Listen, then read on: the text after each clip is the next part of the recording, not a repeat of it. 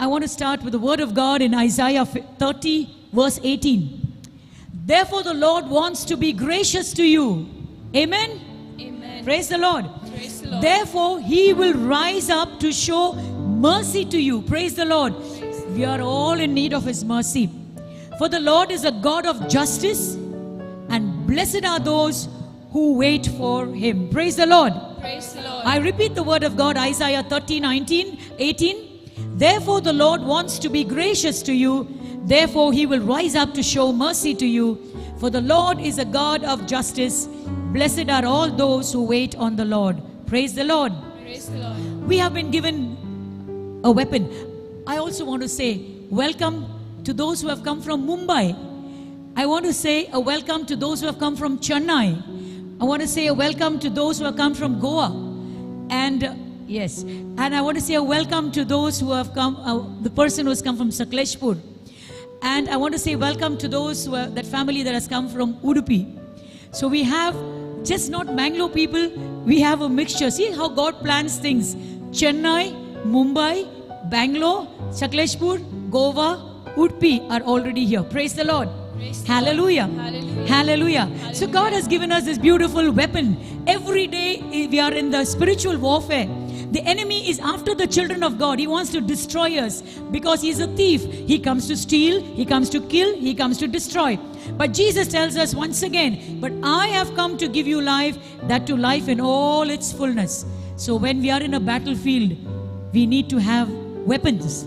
And one sure weapon is the praise and worship. We'll bring down the powers of darkness as we stand up to praise and worship and glorify God. And there are different ways. We sing, we shout, we clap, we praise the Lord. Hallelujah. Hallelujah. Are you with me? What a feeble yes. Come on, put your hands together.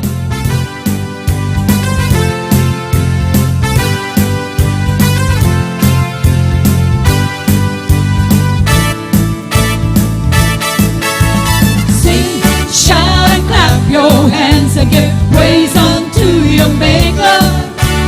Make a joyful noise unto the Lord. Amen.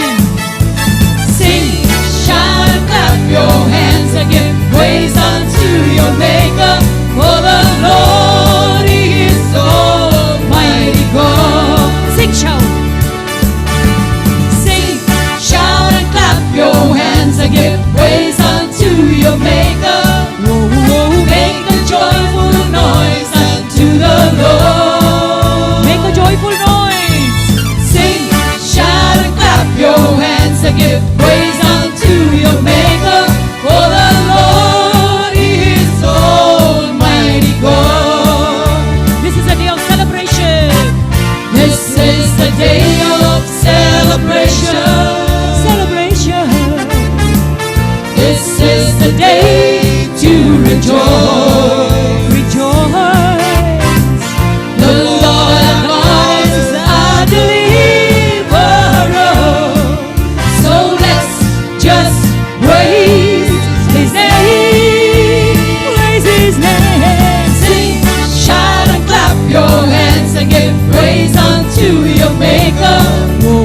Make a joyful noise unto the Lord. Sing, shout and clap your hands and give praise unto your Maker. For the Lord is Almighty God. Let's lift up our hands and give a clap offering to the Lord.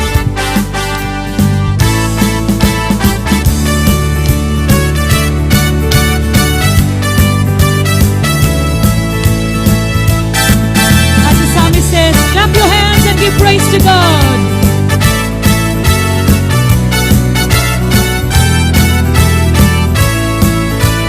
Sing, shout. Sing, shout and clap your hands and give praise unto your Maker. Make a joyful noise unto the Lord. Sing, shout and clap your hands and give praise unto your Maker. For the Lord is Almighty God. This is a day of celebration. This is the day of celebration.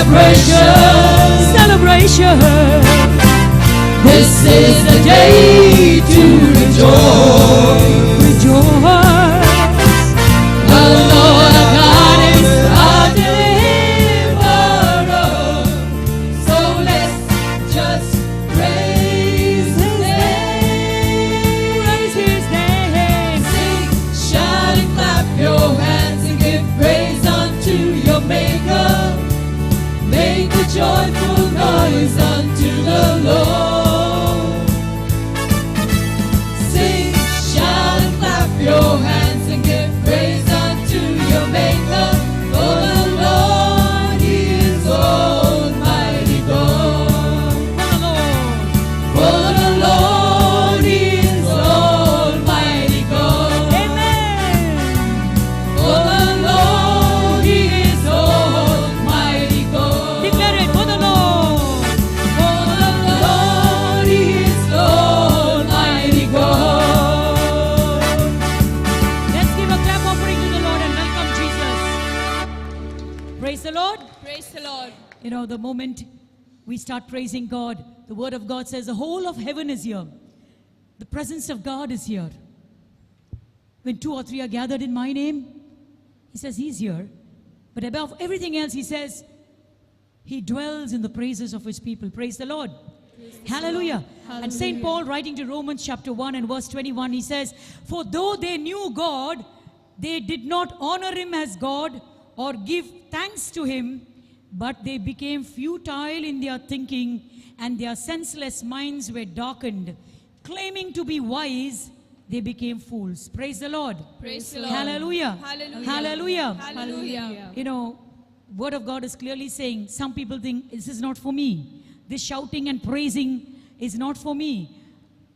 But for human beings, we are ready to clap, praise, make a joyful noise when some VIP comes. But here is the presence of God.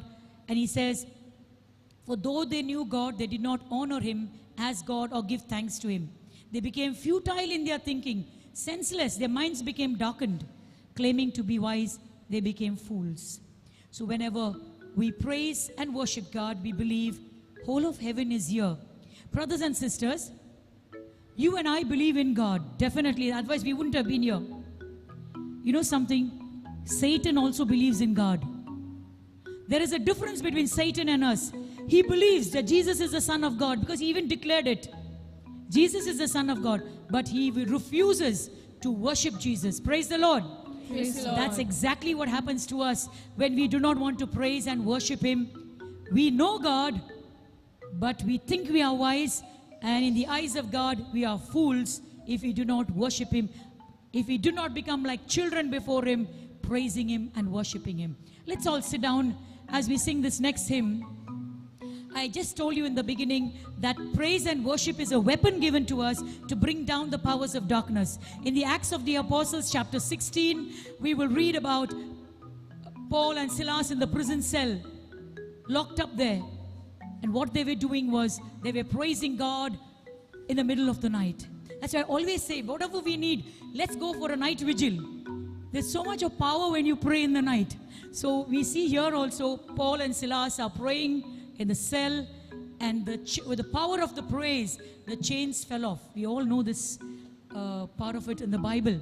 So when we also pray, when we are feeling down, when we do not know whom to turn to, when everyone has turned against us, when our family is misunderstanding us, when we are laden down with sickness, when you're feeling down, start praising God. And the Bible teaches us, because the devil can't stand in front of praise. I said no. He believes in God, but he will not worship God. He will not praise God. Toda, the Bible says, sacrifice of praise. Yada, let your hands be raised. That's why I said, let's lift up our hands and give a clap offering to the Lord. Zaman, we play instruments. We know how when Saul was tormented by an evil spirit, David would come and play the instruments, and with that anointing, the evil spirit would depart. Hitila, we sing together, lifting our voices to the Lord, and make shabak, shout and sing. Never mind if you don't have a voice. I have a bad throat, but I never stop singing. So sing, hala, let your soul rejoice. Whenever you're praising, your soul is rejoicing. You're feeding your souls. When we eat food, we are feeding this body. But when we are praising and worshiping God, when we are reading the Word of God, we are feeding our soul. Our soul is borrowed. It has to go back. So let us feed our soul today. We sing this one. It may be new for you sometimes when I'm feeling down. And the devil comes around. Devil comes when you're feeling down only. Then you make a joyful noise, and then he will run away from you. Come on.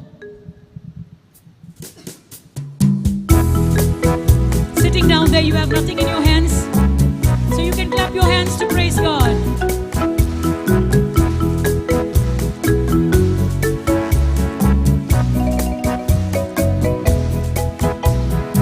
Sometimes when I am feeling down and the devil comes around, I start to make a joyful sound that he cannot ignore. It's a heavenly idea, guaranteed to make him flee. Perfect panacea. It's 7 ways to praise the Lord. We go a scale higher.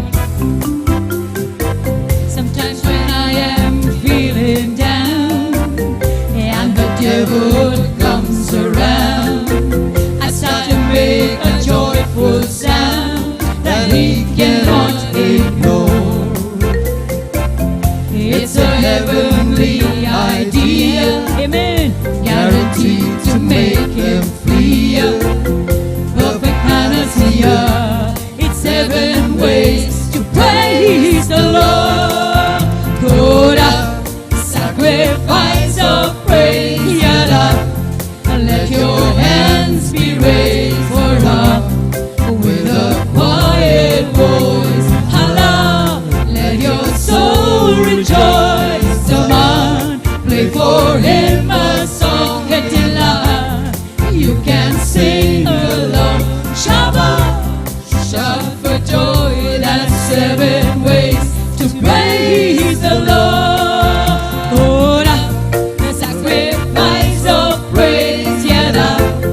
Let your hands be raised up with a quiet voice. Ah, let your soul rejoice. Come live for him a song. Hitila.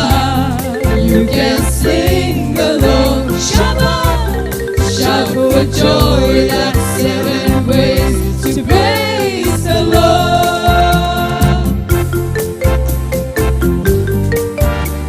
We make a joyful noise to the Lord.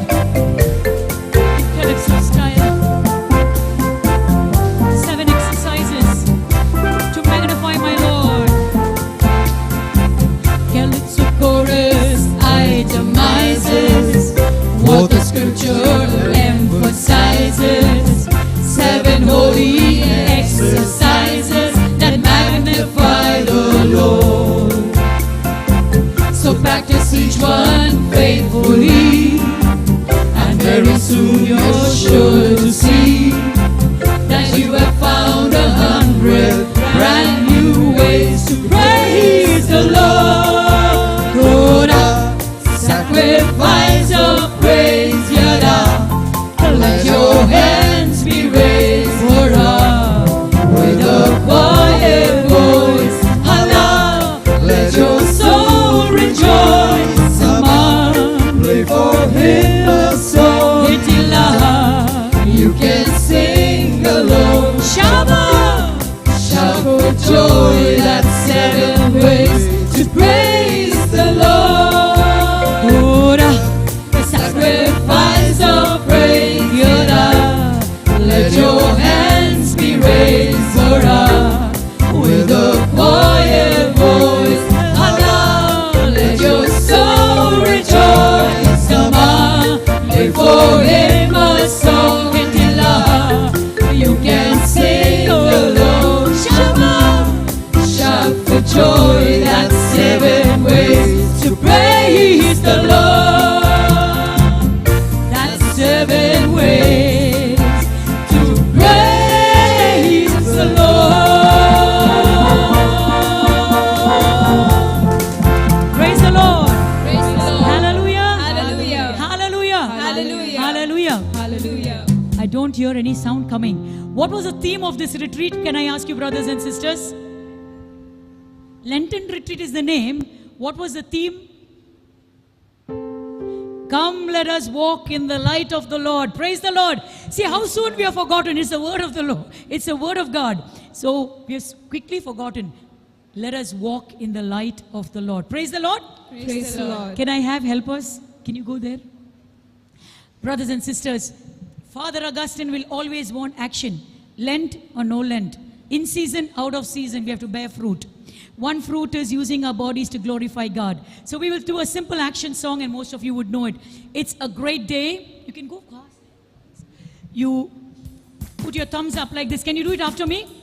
It's a great day. Everyone who has hands, come on. It's a great day to praise the Lord.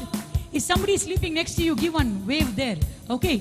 It's a great day to, I just told you, there are people who think they are wise, but they are fools in the eyes of the Lord, who refuse to worship God. So we do this. It's a great day to praise the Lord. It's a great day to praise the Lord. You turn to your neighbor. It's a great day to praise the Lord. Walking in the light of the Lord. Then we all will turn to our right and we will walk. If somebody is not walking, push. It's okay. Walk, walk, walk, walk in the light. You turn. Walk, walk, walk, walk in the light. Walk, walk, walk, walk in the light. Walking in the light of the Lord. Is that okay? Then we do. It's a great day to praise the, love the Lord.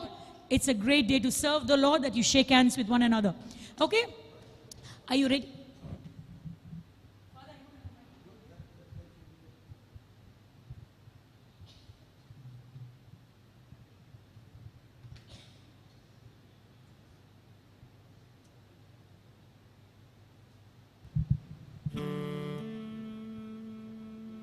Praise the Lord.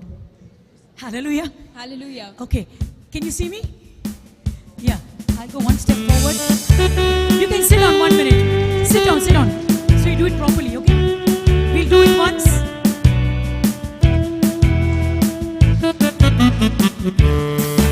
It's a great day to praise the Lord, and it's a great day to praise the Lord, and it's a great day to praise the Lord. Walking in the light of the Lord. So walk, walk, walk, walk in the light. Walk, walk, walk, walk in the light. Walk, walk, walk, walk in the light. Walking in the light of the Lord. Is that okay? As simple as that. Praise the Lord. Praise the Come Lord. on, every one of us, we will be like children of God. Feel free to worship God.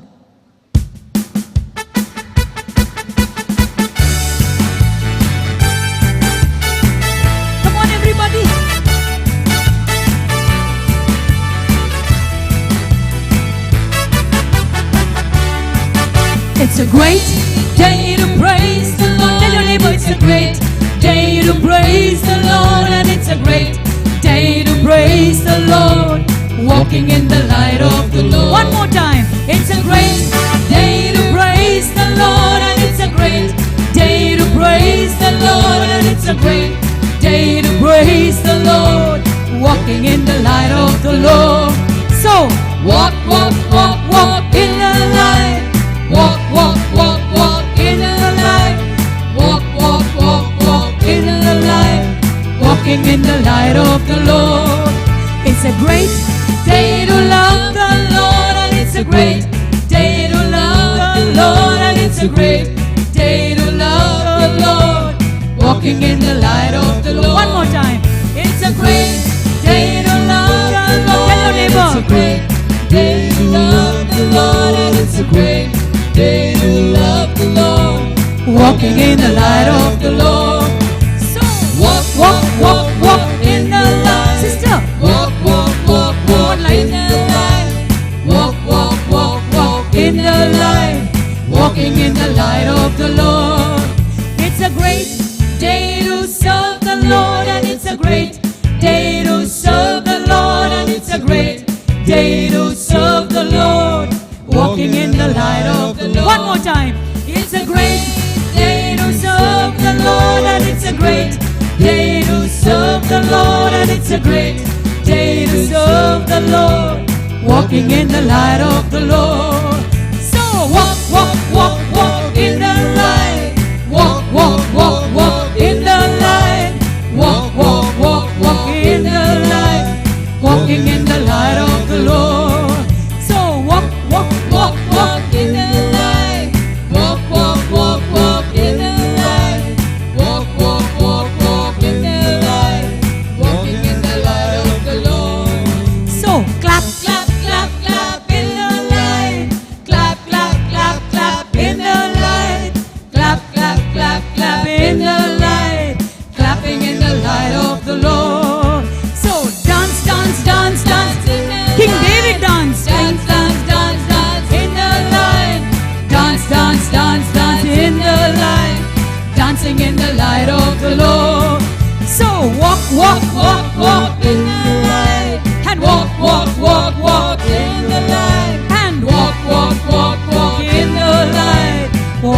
in the light of the Lord.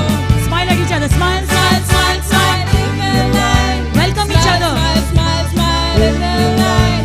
Smile, smile, smile, smile in the light. Smiling in the light of the Lord. We are walking in the light of the Lord. We are walking in the light of the Lord. Praise the Lord. Praise the Lord.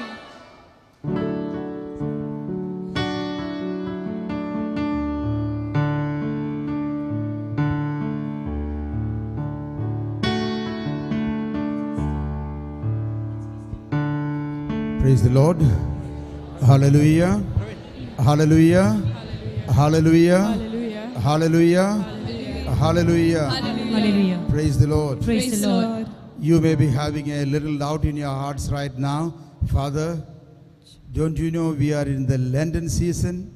Therefore, we are abstaining from hallelujah. Forget first abstaining from meat or fish or any other items. But we will be very concerned, are we going against the law? No. Liturgically, we don't say hallelujah in the mass or before the gospel.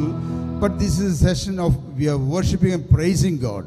So in that aspect of the praise and worship of the Lord, you can join together in one spirit, in one mind. Praise the Lord. Praise the Lord. Hallelujah. Hallelujah. Hallelujah. Hallelujah. Hallelujah. Hallelujah. Hallelujah. Hallelujah. Hallelujah. Hallelujah. And as we are already into the session with the rosary and the praise and worship, as we go deeper into the Word of God and into the Holy Eucharist and adoration, let us welcome the Holy Spirit. Welcome Holy Spirit upon each one of you now. Welcome Holy Spirit upon the music ministry and the team members. And there are so many people around. Remember, when you are seated here, there are people under the tree over there, at the reception there, maybe in the parking lots, and before the Blessed Sacrament over there, maybe in the adoration chapel down over there. You are accompanied by an army of intercessors. Amen. We are accompanied by an army of intercessors all around praying for you. Hallelujah. Hallelujah. Hallelujah. Hallelujah. Hallelujah. Hallelujah. Hallelujah. Hallelujah. Hallelujah. Hallelujah. And therefore we welcome the Holy Spirit upon every one of you. Some of your family members are not here. You can still pray so that the Holy Spirit will reach up to them and they will also be anointed. Maybe far away in another country, somewhere else, who are sick in the hospital, wherever. Keep praying for the mighty power of the Holy Spirit. Now we welcome the Holy Spirit.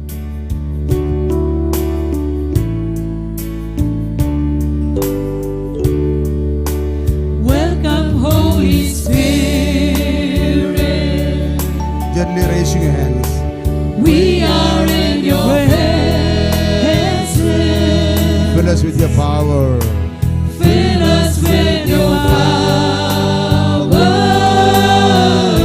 Live inside of me. Live inside of me. Welcome, Holy Spirit. Welcome, Holy Spirit. Everybody with their We are in deep your presence. desire. We are in your presence. Fill us with your power. Live inside of me. You're the Raise your living hands water. higher. You're the living waters,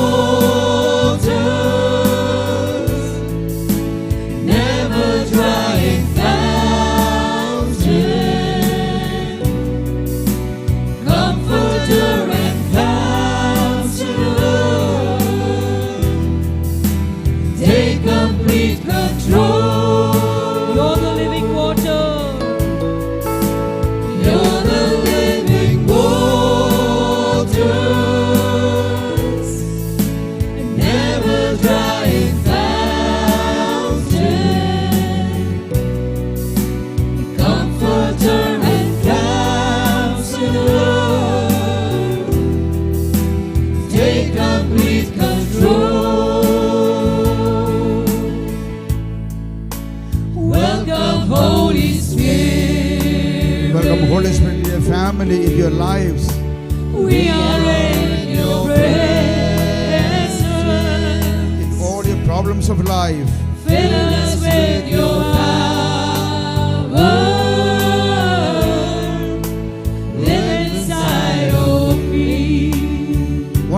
welcome Holy Spirit. Welcome, Holy Spirit. In the crisis of your life, We are in your presence. upon your children, your family members. Fill us with your power. Oh, the power from above, power of the Holy Spirit. Live inside of me. Once again, welcome Holy Spirit.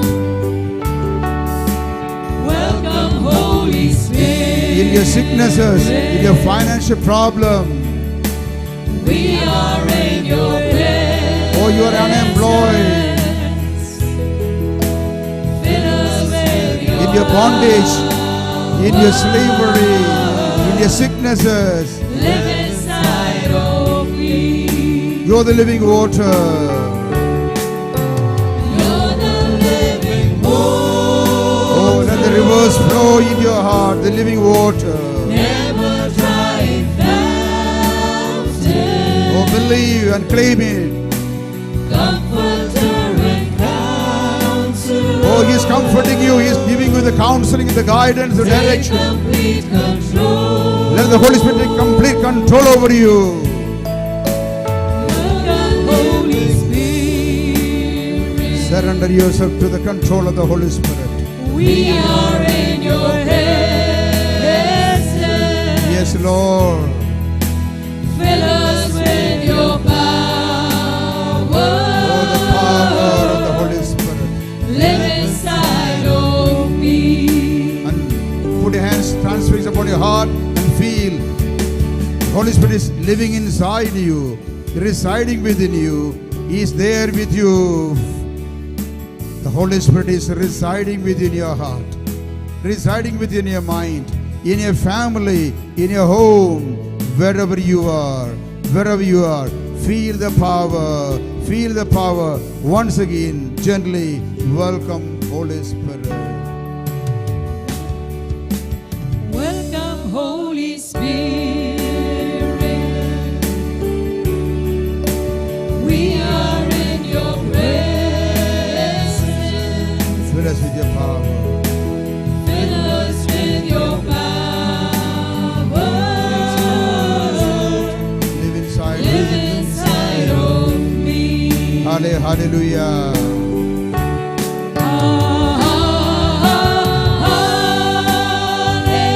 Raise your hands.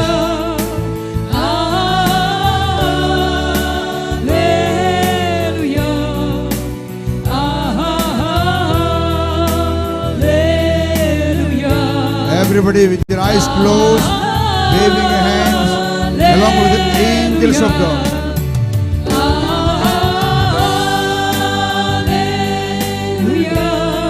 Yes, Lord. Oh, you are together with the angels of heaven now. In this holy, sacred infant Jesus shrine. Oh, angels came down at Bethlehem and they sang Gloria. Oh, the same infant Jesus is here.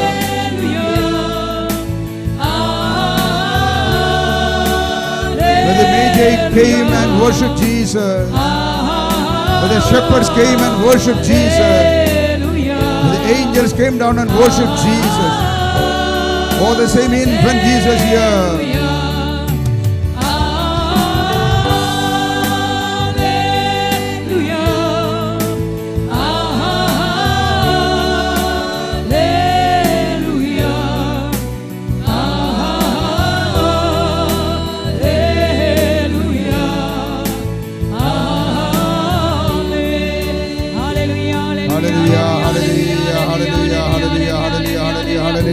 We thank you, worship and adore you, Lord Jesus. Hallelujah, hallelujah, hallelujah, hallelujah, hallelujah. Praise and thank you, praise you, Lord. Hallelujah, hallelujah, hallelujah. Praise and thank you, Lord. Hallelujah, hallelujah, hallelujah, hallelujah. Oh, my brother, my sister, Jesus is touching you. Jesus is healing you. Jesus is blessing you. Some people who have a heavy headache, the Lord is healing you right now. And there are some of you, you have pain on your lower back, you could not sit, you could not stand. Now, brother, sister, you are healed now. You are healed now. You are healed now. Oh, Jesus comforting you. Some of you came with a heavy burden, sadness and sorrow. You feel light. You feel light now. Jesus taking authority over you. Jesus taking authority over you. Oh, you can feel some of you. Your eyes are flooded. Oh, the tears are rolling down. Tears of joy. The Lord is coming to wipe away your tear. Wipe away your tear. Oh Jesus, oh Jesus, bless my people, strengthen them, sanctify them, anoint them, take away every burden. Oh Jesus, they are worried with their burden of the sickness, financial problem, family problem, loneliness in life. Oh Jesus, oh Jesus, oh Jesus, oh Jesus, oh Jesus. Some of you could not speak or sing because of your throat problem. This moment, the Lord is giving you healing on your throat problem. Hallelujah. Hallelujah. Hallelujah. Hallelujah. Hallelujah. Hallelujah. Hallelujah. Hallelujah. And the Lord is healing 17 ladies suffering from uterus problem or ovarian problems. Oh, the Lord is blessing you this moment. Hallelujah. Hallelujah. Hallelujah. Hallelujah. From breathing trouble or lung problem, the Lord is healing some of you. Hallelujah. Hallelujah. Hallelujah. When you came a little while, you had been feeling drowsy, sleepy, tired, weariness. But now this moment, strength has come upon you. Holy Spirit has empowered you now. You feel energized. Hallelujah. Hallelujah. Hallelujah. Hallelujah.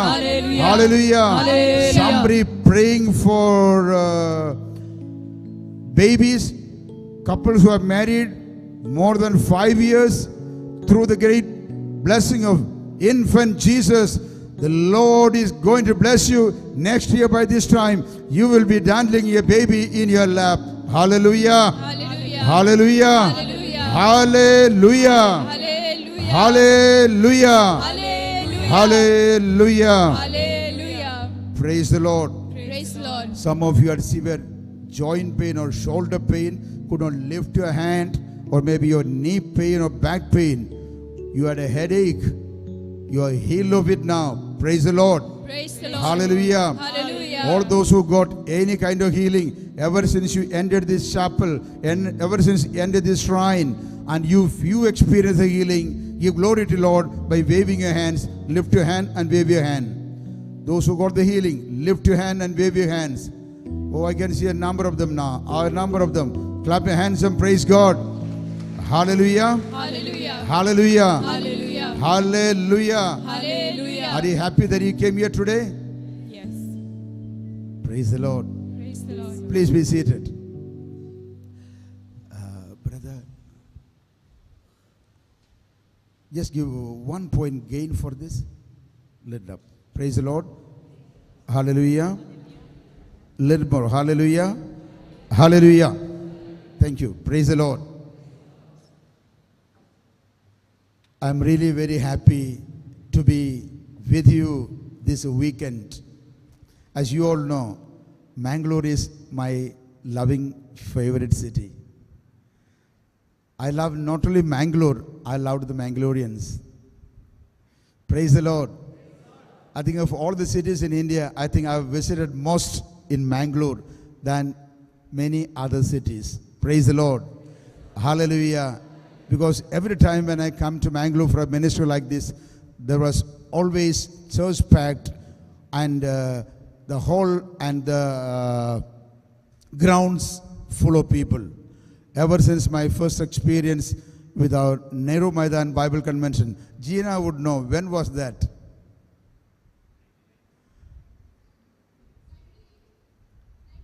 1998.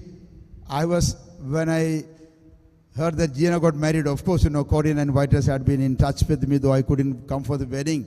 I was remembering on that first Bible convention in 1998 in Nehru Maidan, Gina was on my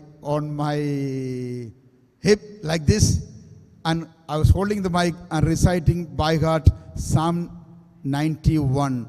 She must have been 4 years old at that time. Praise the Lord. Hallelujah. Ever since I used to call her always when she was young, Psalm 98. So next year when I came, she told me, Father, I know 2 more Psalms.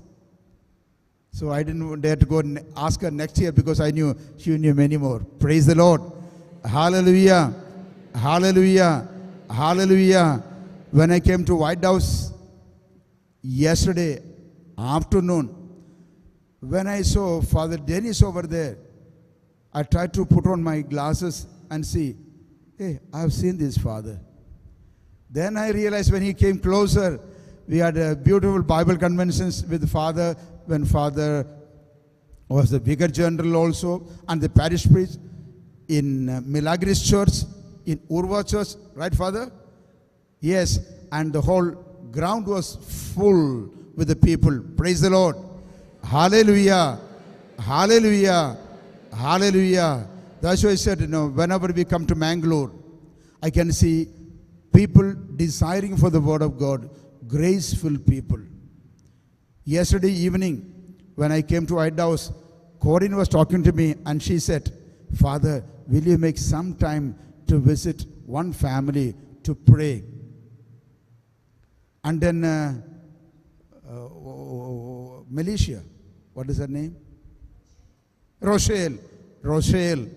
I know she was telling me, Father, I was not remembering.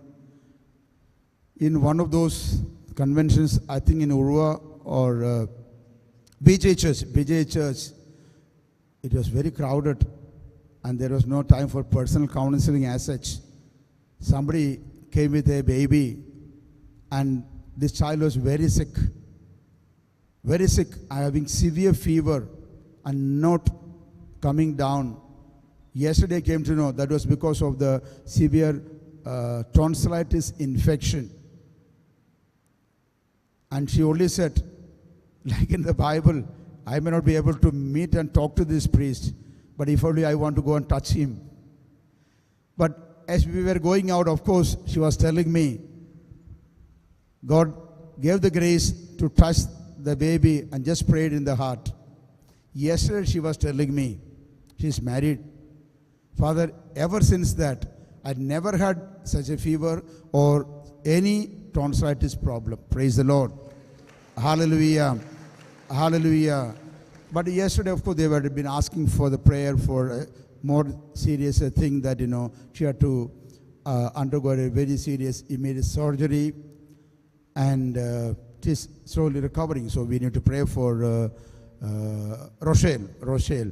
So maybe at the beginning, can you lift up your right hand and pray for Rochelle now? God, loving Father, we pray for this family and this child whom you have touched and give the healing. Let your healing touch once again upon Rochelle and give a total healing. And Lord, we believe there is nothing impossible. Lord Jesus, may the great anointing come upon them and the whole family and anyone over here, Father, Son, the Holy Spirit. Amen. Hallelujah. Say one more hallelujah. Hallelujah. Remember from 98, from Nehru Maidan onwards, we learned one practice. Whenever we say hallelujah, praise the Lord, all the children of God will lift up their right hand and repeat after me. If you cannot lift up your right hand, you will lift up your left hand. Those who cannot lift both the hands, lift up the person sitting next to you. Hallelujah. Hallelujah. Hallelujah. Hallelujah. Praise the Lord. Well, now, my brothers and sisters, this is a Lenten retreat, preparing ourselves for the passion, the death of Jesus, to experience in our life, and then the real resurrection, the life of glory to experience in our church. Now, when you come over here, you have seen the posters and various other invitations. Therefore, you all came here. And do you know, before you all came, who came here? Jesus came. Jesus came. And when the Bible says, Gospel of Saint Luke, Gospel of Saint Luke and chapter 8 and verse 40, Gospel of Saint Luke, many, it will come over there. Gospel of Saint Luke, chapter 8, verse 40.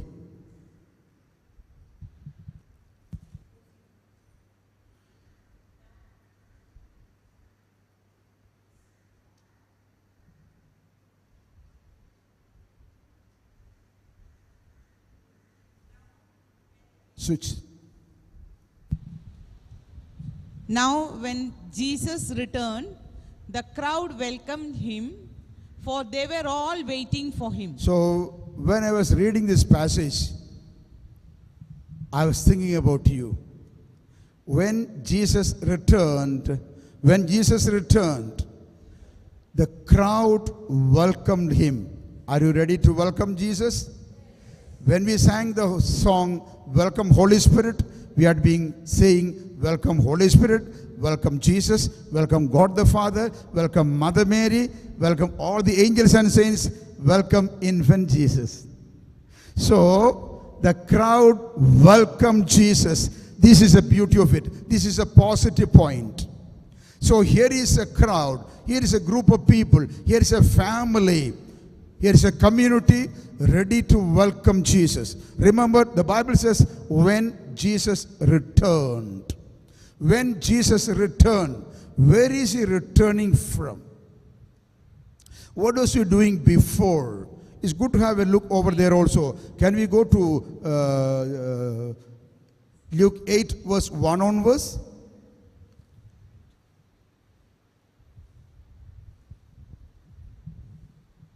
Soon afterwards, he went on through the cities and villages, proclaiming and bringing the good news of the kingdom of God. The 12 were with him, as well as some women who had been cured of evil spirits and infirmities. Continue. Mary called Magdalene, from whom 7 demons had gone out. Continue. And Joanna, the wife of Herod's steward, Chusa, and Susanna, and many others, who provided for them out of their resources. Okay, there have been a lot of good people following Jesus. And Jesus continuing his ministry. Jesus continuing his ministry. And when we come to verse 26 onwards, Jesus traveling like that. Luke 8 and verse 26. Then they arrived at the country of Gerasene, which is opposite Galilee. Opposite to Galilee. Remember, when it is written there, opposite to Galilee, you must understand it from a geographical point of view. Galilee is this side of the Lake of Galilee. And opposite on the other side of the Lake of Galilee is Gennesaret. And it is also good to know, Galilee was the main area of Jesus working, functioning, healings, miracles happening over there. The Galilean. Jesus was called the Galilean. And on the other hand, you must also see from a spiritual point of view, Jesus as the Galilean, what is there on the other side of Gennesaret, you will come to know what is there. So when we say, okay, go ahead. As he stepped out. As he stepped out on land, a man of the city who had demons met him. So what is on the other side? Demons. Opposite. When Jesus returned. So opposite of Galilee is Gennesaret, the demon there. A man possessed with evil there. And the city, a man of the city who had demons met him. Remember, other side, the demon. When you are sitting over here, there is an encounter. Jesus on one side, the power on the other side. Remember when we started the Lenten season, the temptation of Jesus. After the baptism, Jesus was led by the Holy Spirit for 40 days. And that time, demon on the other side. So there is this power, evil, warfare on the other side over there. So here it is depicted and represented like that one. And for a long time, he had worn no clothes. And he did not live in the house, but in tombs. Remember, for a long time, persistent, continued, adamant, we call habit. Certain habits. I'm used to it. I've been doing this over and over. So when we were this long time, remember my brother, my sister, when you are attending this Lenten retreat, you may be a person with a short-temperedness, anger. somebody in the drinking habit, alcoholism, smoking, substance abuse, gossiping, telling lies, and a fighting nature, long time never being attending mass. This has a very special reason why to have this Lenten retreat here. I remember when Corinne and Raghu and the Whites and all the White House were thinking about it. First they planned to have it in the White House because limited number of people. I don't know whether this cameraman is somewhere here focusing because camera is fixed. Father Augustine is not fixed. So I had to be somewhere nearby because there may be people outside, but not going anywhere online, no? It's online. It's online. So the operator has to be here. Anywhere? Otherwise it will go offline. Praise the Lord. Hallelujah. Hallelujah. Hallelujah. Hallelujah. Hallelujah. Hallelujah. Hallelujah. So we're planning to have it in the White House.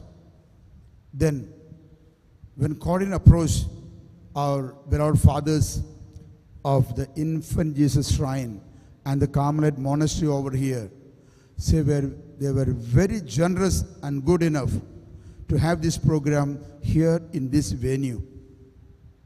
Then the concern is about how many people can sit with the social distancing.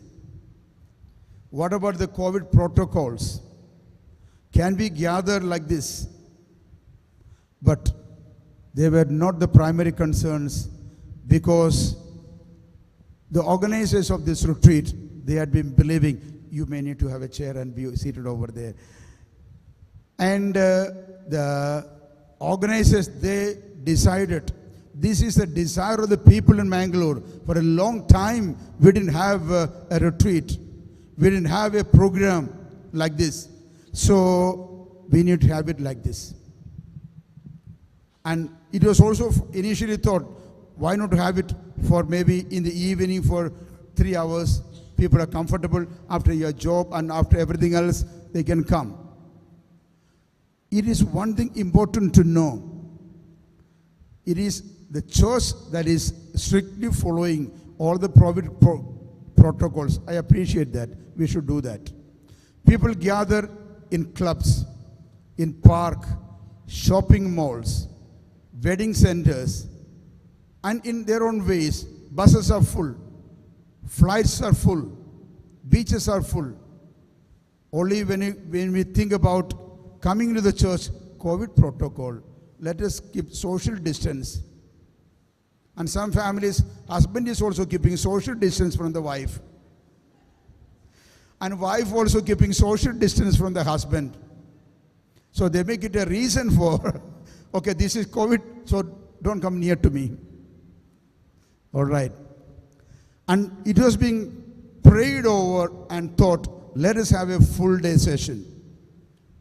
Other we become comfortable. We become comfortable enough to switch on the mobile and see the mass in the mobile. That is enough. That was enough. Okay, it was being everywhere. Why do we go to restaurants? Why do we go for clubs, parties, and everything else? We are not using only the mobile phone. Okay, let me look at the mobile phone, and when the lunch party will be given somewhere else, and that will be shown on the TV. So we look at that and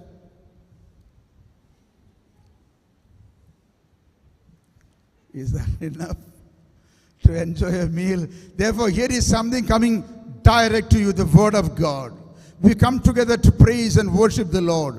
And we believe there is power because, as I told you, when Jesus returned, the crowd welcomed. You are welcome, Jesus. You are welcome, the White House. You are welcome, Brother Raghu. You are welcome, Father Augustine here. You have welcomed. And you are welcome, Jesus. Jesus, we want to be here. Then Jesus said, don't worry, don't worry. I got a lot of time for you. Wherever 2 or 3 are gathered in my name, I am in their midst. Ting, tong. You open your eyes. Hey, Jesus is here. अच्छा लगता है. Because Jesus said, whenever 2 or 3 are gathered in my name, I am in their midst. Husband, wife, and child sitting together for the evening rosary, when you open your eyes, Jesus is also joining with your Hail Mary. And you will receive full of grace. Hallelujah.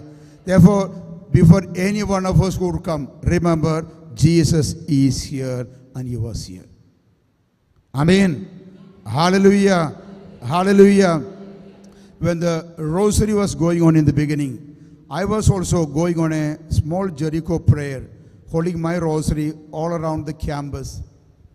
And I was really being edified and touched to see such a graceful campus. And I was going down and I saw when I went out in the Perpetual Adoration Chapel, people kneeling down and praying over there, above there at the grotto there, and going around. And I saw the fathers praying over there. And then just at the chapel over there, our team members are also interceding and praying over there. My brother, my sister, you will never find a place like this. So you are privileged. And I must thank the White Doves and the fathers in the monastery, the Carmelites. I was also trained by the Carmelites in my seminary days. So I know how much they are spiritful in this. Praise the Lord. Hallelujah. Therefore, I'm telling you, my brother, my sister, the very fact that you are here, you are experiencing healing, miracles, deliverance, anointing, and blessings. Be assured of it. Be assured of it. Therefore, we go back. When Jesus returned, the crowd welcomed him, for they were waiting for him. We go back to chapter 8 and verse Gennesaret. Chapter 8 and verse 9 onwards. Okay. 28. Okay. When he saw Jesus, he fell down before him and shouted at the top of his voice, "What have you to do with me, Jesus, Son of the Most High God?" Jesus, Son of the Most High. Who is proclaiming Jesus as a Son of the Most High? The demon. The demon who tried to tempt Jesus on the temptation mountain there. Son of the Most High, who took him to the high pinnacle of the temple there. Now he is calling above that, Son of the Most High, acknowledging and admitting demon who was defeated at the temptation mountain there. Now he is worshipping Jesus. The Bible says, and then he fell down before him. Remember how the counter comes, the counter play of the game comes here. On the temptation mountain there in Luke chapter 4, you will see that Satan asking Jesus, "Bow down before me and worship me, I will give you all these." That Satan, the same Satan now who entered into this man, he is bowing down and worshiping, defeated him. The one who is defeated in the temptation mountain there. He fell down and worshipped Jesus, saying, "Son of the Most High." There you see, yeah. Then the devil took him. Then the devil took him to Jerusalem and placed him on the pinnacle of the temple. Pinnacle of the temple, yes. Saying to him, "If you are the Son of God, throw yourself down from here." So if you are the Son of God, now he realized you are the Son of the Most High God. Son of the Most High God. A realization comes. See how God makes a Satan to proclaim that. That means he's admitting his failure. And going back to 8 and 29 or so, where we stopped. All right. For Jesus has commanded unclean spirit to come out of the man. For many times it had seized him. He was kept under guard and bound with chains and shackles, but he would break the bonds and be driven by the demon into the wilds. Okay, now, look, he was without clothing. He was never living in the house. He is in chains, under bondage. Translate it into our lives. Translate into our lives. Never wearing clothes. I come from Goa. And For some people, they think everywhere is beach. Not only the beach, but in the road, in the bus, wherever we are going. Sometimes we think they forget to wear clothes, if not necessary clothes. So, one should look into those category also. Wearing no clothes, not just walking around, just naked alone. Year before last, when I was preaching in Germany, in Berlin, one evening, when I just went out for a walk around, I would really see some of the people, they were worse than this man, wearing clothes. And this is where, whether it's modern thing or it is otherwise, to have a decent dress, what we call it. I don't know which one we call it a decent dress. However, there is another thing altogether to be thought about. Because some of the people may think, Father, this is what you think. For you wearing a cassock is a decent thing. For me, wearing a churidar is a decent thing. For somebody else will say something else. All right, let us leave it to the society and the culture, right? So this man was never living in the house. There are people who have home, but never living there. If at all, it becomes a hostel. It becomes a lodge. It becomes a place to just come and go. Even where husband and wife live in separate rooms and never sharing their bed even, never sharing their life even. Children, they prefer to spend their night outside and with the boys and girls, and never would want to be in the home where they were not living in the house. So this house is where you will have not the building alone, it becomes a home. Father, mother, parents, children. There is a communion and community, sharing and caring for one another. If your mother is really lying sick and leaving her to the maid's hand, and I'm going and spending day and night with the boyfriend and girlfriend, and you think your money is enough to look after your mother or your father or your husband. I remember the other day when a certain lady, this man, both of them came for a counseling. And she told straight away for me, I cannot look after him.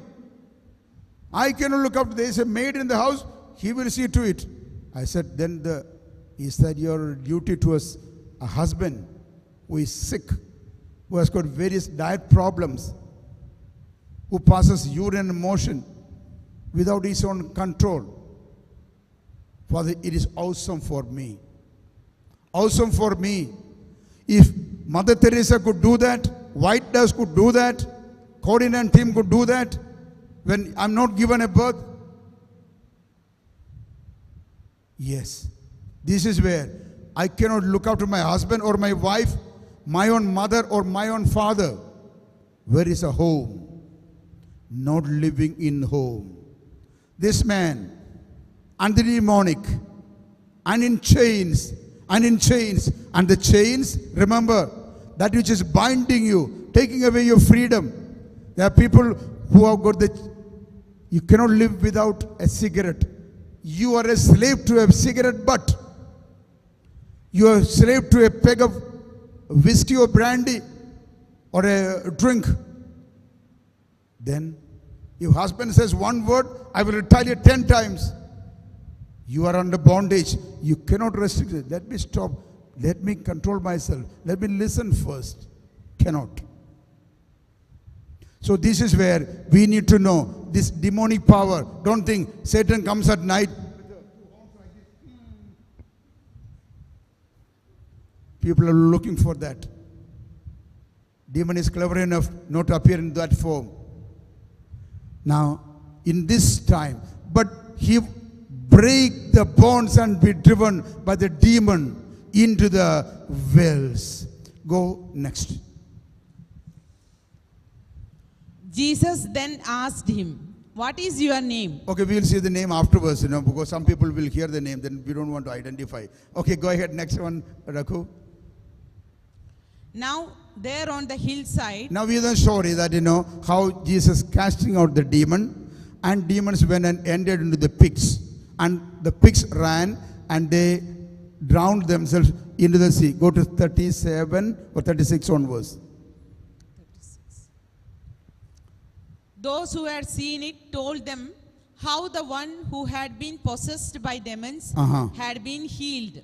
Continues. 37. Then all the people of the surrounding country of the Gerasenes All the people of the surrounding country of the Gerasenes asked Jesus to leave them. leave them. Look at that. This is the point which I want to drive home now. Here is a great crowd of people. They welcomed Jesus. That was Luke 8 and 40. When Jesus returned, that is how the word started. When Jesus returned, the crowd welcomed. Where is Jesus returning? Returning from a place where people rejected him. They asked him, depart from here. Which means this is the reality of the world. When so many of you are gathered here in this infant Jesus holy shrine, and you welcome Jesus, there are a great many people telling, Jesus, depart from here. You are interfering into our lives. You are troubling us. You are asking us to leave our pleasures of the world. You are leaving me to leave my bottle or my anger, anything. Therefore, what do we say? Jesus, depart from me. Get away from me. This is the problem. This is another world. This is the world of Gennesaret. This is the world of Gennesaret as compared to Galilee, my brother, my sister. Therefore, realize in our lives, there is a Gennesaret, there is a Galilee. There is a Galilee where people welcome Jesus. There is a Gennesaret where people ask him, leave this place. For what reason? For what mistake? Jesus defeated the demon and gave freedom to one man. So whenever we do good, rather than seeing and appreciating, look, this man got a life. He is becoming a human. There are people who cannot realize that. All I am concerned is, what are they concerned? They are concerned with the pigs.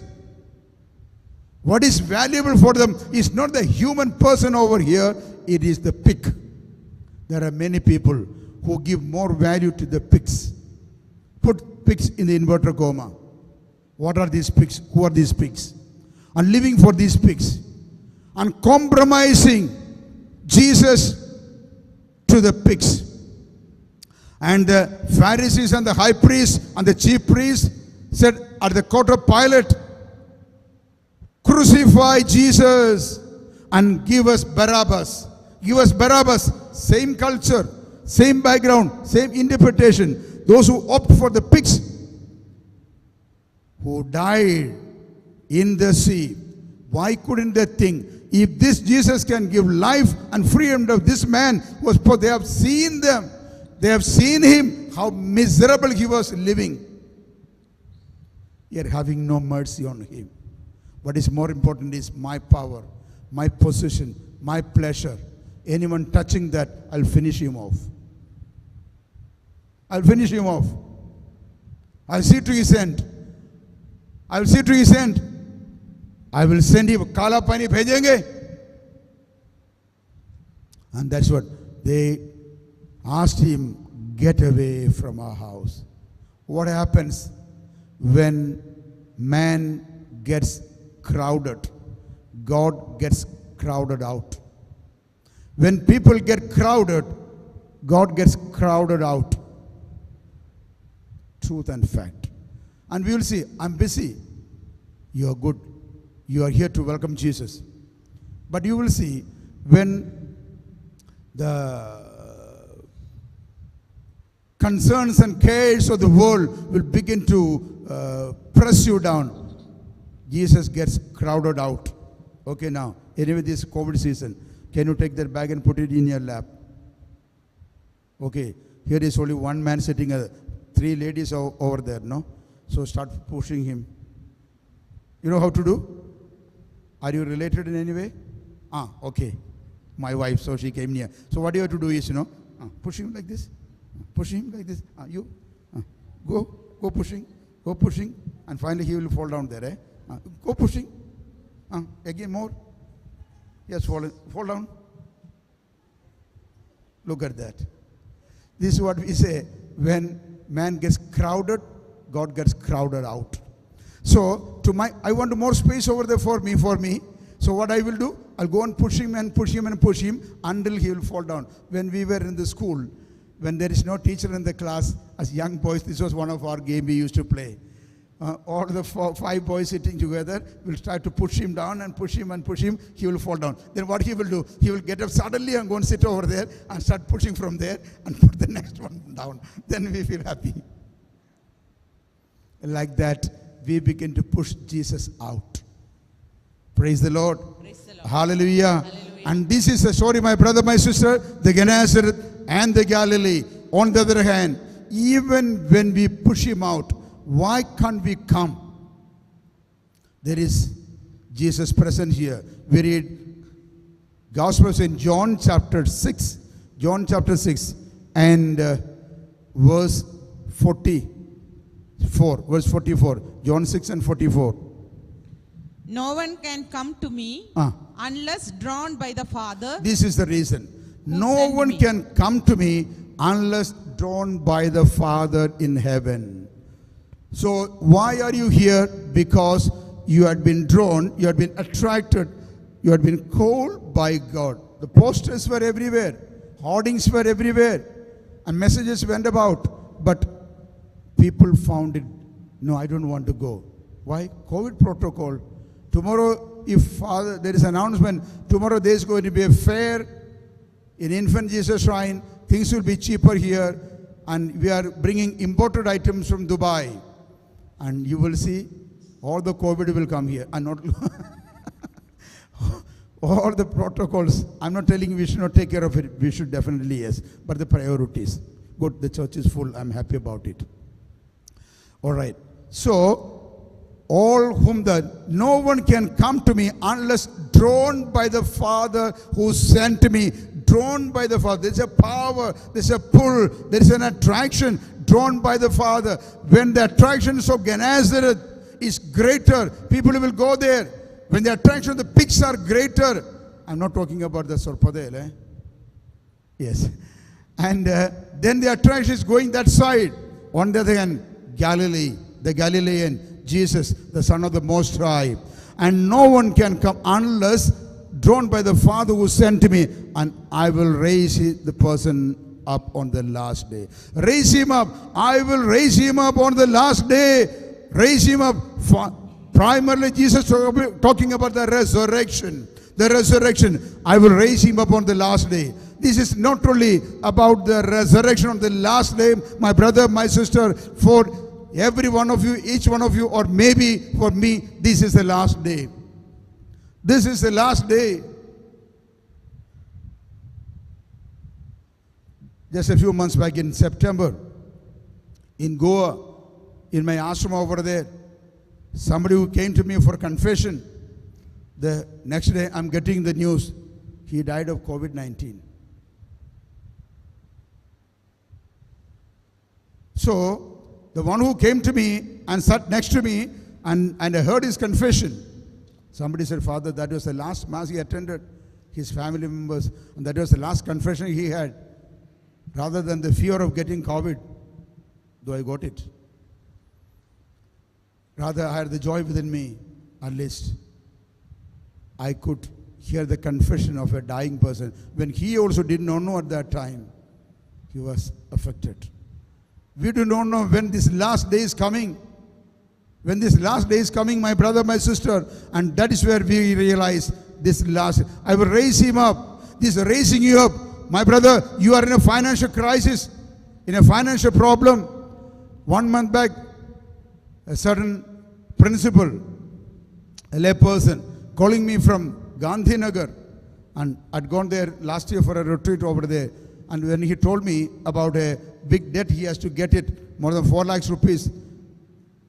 And he told me just 1 month before, Father, good news, I told you about it. I got the money back. I got the money back. Don't ask me the address of that man to get the money back for you. Raise him up. You had a financial crisis, you have a financial problem. Lord will raise you up today, and tomorrow you will get your money back.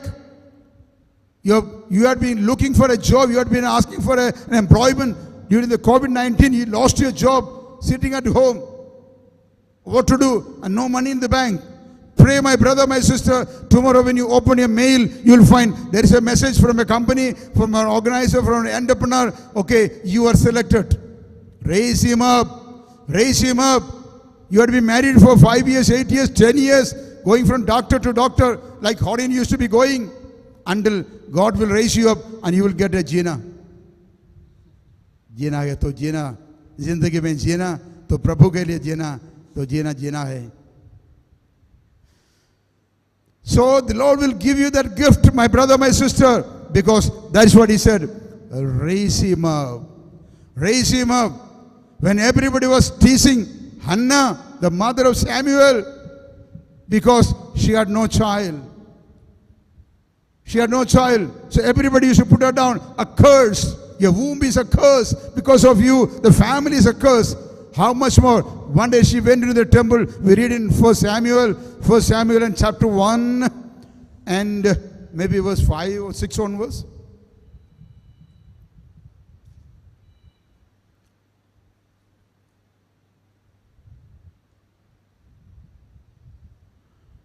First Samuel and chapter 1. Hannah was praying. And remember, in the temple festival season, people all go and they were all celebrating outside. This woman with a deep sorrow in her heart, she was sitting by the side of the altar there, at the corner there, and she was crying and praying. And the temple priest, Eli, he thought this woman is drunk because she was babbling something. And the priest asked her, how long will you be drunk like this? Remember, my brother, my sister, when you are crying, when you come down. I saw yesterday in the evening when we were, the White House, the team members were setting up the musical items and all. I saw one couple going, shedding their tears and crying and praying. I saw the husband was holding the wife. She was crying. She was crying. And afterwards, I met them down here. And then they said, Father, we have married for 11 years, having no child. Late at night, maybe after 9 o'clock or 9:30, coming and crying and praying. I blessed them. And I told them, you claim the promise of God. Claim the promise of God in, okay, keeping that, can we go back to Genesis? Genesis 49 and 25. Genesis 49 and 25. By the God of your father, who will help you, by the Almighty, who will bless you with blessings of heaven above, blessings of the deep that lies beneath, blessings of the breast and of the womb. Blessings of the breast and the wombs. So there is a material blessing, blessing of the sky above, God's blessing, blessings of the deep below, all of your work from the earth that you should get it, and then blessings of the womb and the breast. I told them, I prayed claiming this message. I prayed over them and said, I pray along with the Jacob, may you have the blessings of the sky above and blessings of the deep below, and may you have the blessings of the womb and the breast. I said, next year at this season, when you come, you will be coming with a baby to thank infant Jesus.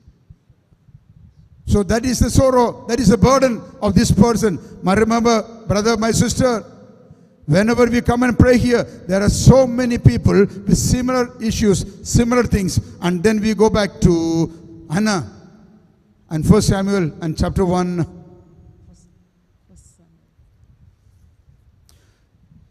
Her husband Elkanah said to her, Hannah, why do you weep? Why do you not eat? Why is your heart sad? Am I not more to you than 10 sons? Hold on there. Remember, this is a good man. This is a really good husband. In those days, of course, you can have more than one wife. But he knew Hannah, she has no children. And therefore she is sad. But he did not discriminate her. Discriminate. This is where husband and wife should support one another, strengthen one another. and be feeling for one another. He said, why are you weeping and crying? Am I not more than 10 sons for you? I'm the husband. Children God will give. But God has united us in the holy matrimony as a husband and wife. Therefore, let every husband read this here now. Let every wife listen to this now. Am I not to you more than 10 sons? That is a position of the husband. God can give you. Because there is no children, no money, you come from that family, therefore torturing her, persecuting her. Is it only her own problem that you have no baby? Is the woman alone? The society, especially in India, always they will ask the women only, find fault with them. Why? Oh, is there any problem with you? What are the problem with the man also? It is 50-50. However, therefore, even when Elkanah knew he can have children, because in the other wife, Peninnah, he had children. In spite of that, he did not put his wife down. Am I not more than 10 children, 10 sons for you? Go ahead. After they had eaten and drunk at Shiloh, Hannah rose and presented herself before the Lord. Now, Hannah rose and presented herself before the Lord. My brother, my sister, why are you here in this infant Jesus shrine? You are presenting yourself before the Lord.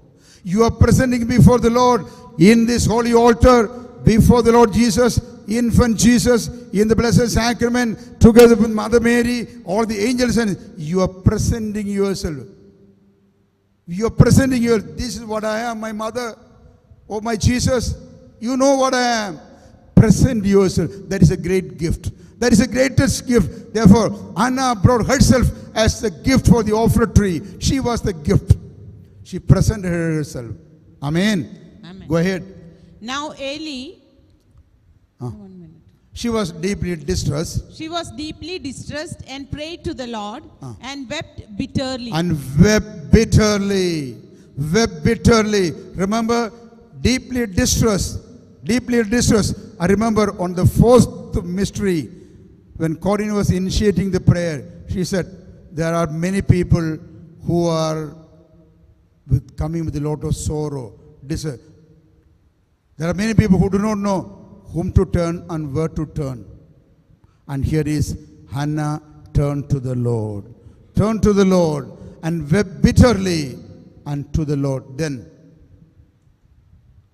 Hannah was praying silently, only her lips moved, but her voice was not heard. Therefore, Eli thought she was okay, drunk. she was drunk and told her, put your drunkenness away. Go to the next word, 15. But Hannah answered, No, my Lord, I am a woman deeply troubled. I have drunk neither wine nor strong drink, but I have been pouring out my soul before the Lord. I have been pouring out my soul before the Lord. Yes, my brother, my sister, all of you came with all your burden, all your sorrows, and all your sadnesses. When Jesus said, come to me, all those who are carrying heavy burden, I will give you rest, pouring out before the Lord. And we know the answer. God heard her prayer, and next season, she was given a gift of a son, and that was Samuel. Amen. Hallelujah. Hallelujah. Therefore, I was telling you, my brother, my sister, you are gathered here to welcome Jesus. And the next event you see Jesus welcoming the people. Even those who are far away, those who are abandoned, he returned. Even when you abandon him in your life, he returned. He will return to you. And he will say, all those who are carrying heavy burden, come to me, I will give you rest. You are here because God the Father invited you. And he says, anyone who will come to me, I will never leave you or abandon you. I will never leave you. जो प्रभु के आग्रह के साथ ये मेरे सामने आया हुआ है, किसी को भी खाली हाथ नहीं भेजूंगा. I will not send empty-handed. And this is the Galilee. This is your Gennesaret, where the Lord is coming to help you, to bless you. Amen. Amen. Hallelujah. Hallelujah. Hallelujah. Hallelujah. Hallelujah. Close your eyes for a while. God, a loving Father, we pray in a very special way for all my beloved brothers and sisters over here who are here together with us these 3 days. Let there be healing, miracles, anointing happening in their lives. Lord Jesus, we pray in a very special way, even though this is a COVID-19 season.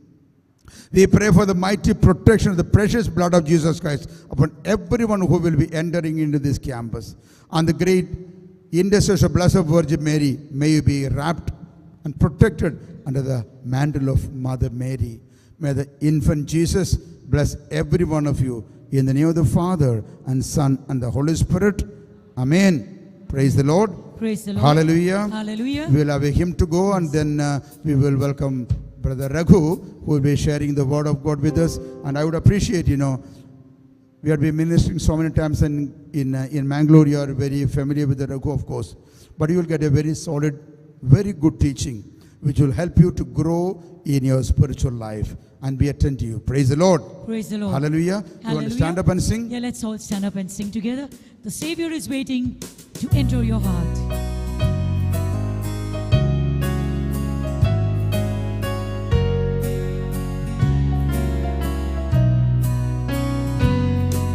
The Savior is waiting to enter your heart. Why don't you let Him come in? There's nothing in this world to keep you apart. What is your answer to Him? Time after time He has waited before, and now He's waiting again to see if you're willing to open the door. Oh, how He wants to come in. If you take one step towards the Savior, my friend, you'll find His arms open wide. Receive Him and all of your darkness within your heart He'll abide. Time after time He has waited before, and now He's waiting again to see if you're willing to open the door. Oh, how He wants to come in. The Savior is waiting to enter your heart. Why don't you let Him come in? There's nothing in this world to keep you apart. What is your answer to Him? And time after time He has waited before, and now He's waiting again to see if you're willing to open the door. Oh, how He wants to come in. Lord, as we were listening to your word, inviting us to open our hearts and to welcome you. It is you who is waiting for us, just as you waited by the well side for that one soul, the Samaritan woman. Thank you, Lord, that you are waiting for us to enter into our hearts, into our lives, and take away every darkness and bring that light into us. Here we are, offering ourselves as we listen. Have your way. Have your way, Lord. As we open our hearts to you to listen to your word from a Brahmin convert today, let that word that you're speaking through Brother Raghu, have your way, Lord. Speak your word into our hearts as we open our hearts to you. Let's invite the Holy Spirit Have your way. Have your way. Have your way. Have your way. Have your way. Holy Spirit, fill our hearts and have your way. Sing it together. Have your way. Have your way. Have your way. Have your way. Have your way. Holy Spirit, fill our hearts and have your way. Raising our hearts, we sing together. Have your way.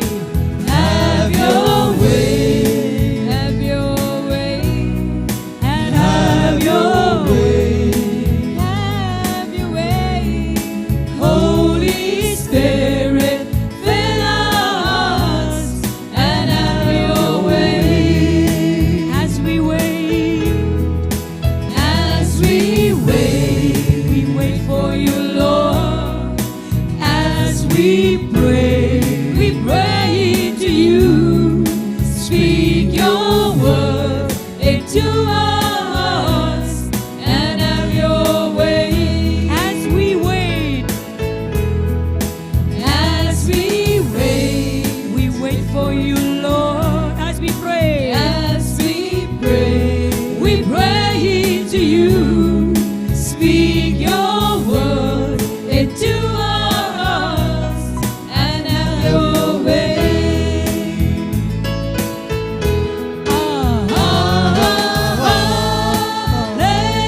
Hallelujah. Waving our hands, we sing together. Hallelujah. Hallelujah.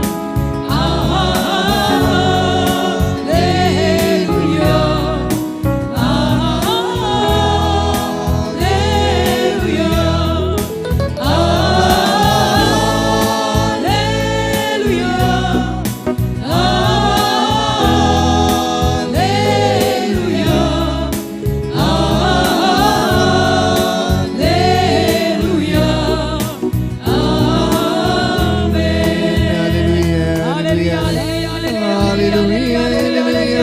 praise you, Lord. We thank you, Lord. Hallelujah. Hallelujah. We praise you, Lord. We thank you, Lord. Hallelujah. Hallelujah. We praise you, Lord. We thank you, Lord. Hallelujah. Hallelujah. We praise you, Lord. We thank you, Lord.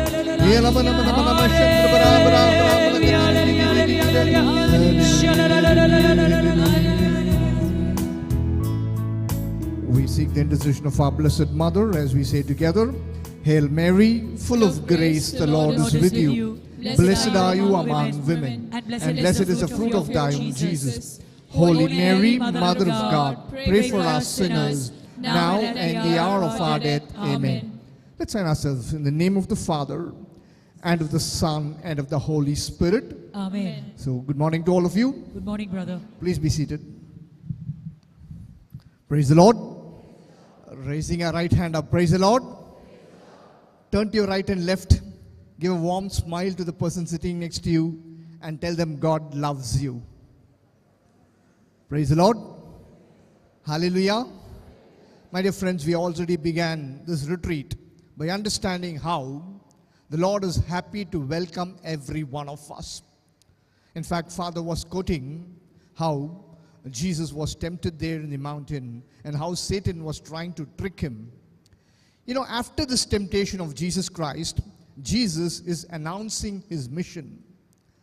He is revealing the purpose that he came into this world for. We read in the Gospel of St. Luke chapter 4. We read from verses 18, we read. It says like this, "The Spirit of the Lord is upon me, because he has anointed me to bring good news to the poor. He has sent me to proclaim release to the captives, recovery of sight to the blind, and to let the oppressed go free." Jesus is revealing the purpose that he came for, and one of the things that he highlights there is recovery of sight to the blind. My dear friends, what is this recovery of sight to the blind? Who are the blind people? Many a times, many of us are spiritually blind, and we need to recover from this blindness, and that is one thing that God promises us. Many of us are here seeking for blessings from God, which is not wrong. Many of us are here maybe for a healing, maybe for a deliverance, or some kind of a release from some captivity of our lives. How many of you have come with a prayer intention here? Please raise your hands up. Yes, I have come for this purpose. Nothing wrong in that, okay? If you have come there for that purpose, please raise your hand up. Feel free, nothing wrong in that. Praise the Lord. Hallelujah. Yes, many of us are there. But often God promises us that He'll give us all these graces. In fact, there's a beautiful promise in Isaiah 45, 2 and 3. It says like this: I will go before you and level the mountains. I will break in pieces the doors of bronze and cut through the bars of iron. I will give you the treasures of darkness and riches hidden in secret places. My dear friend, God is promising you today that He is going to give you treasures which are hidden. How many of you want this hidden treasure today? You don't want? And then you raise your hand up. If you want, you have to raise your hand up.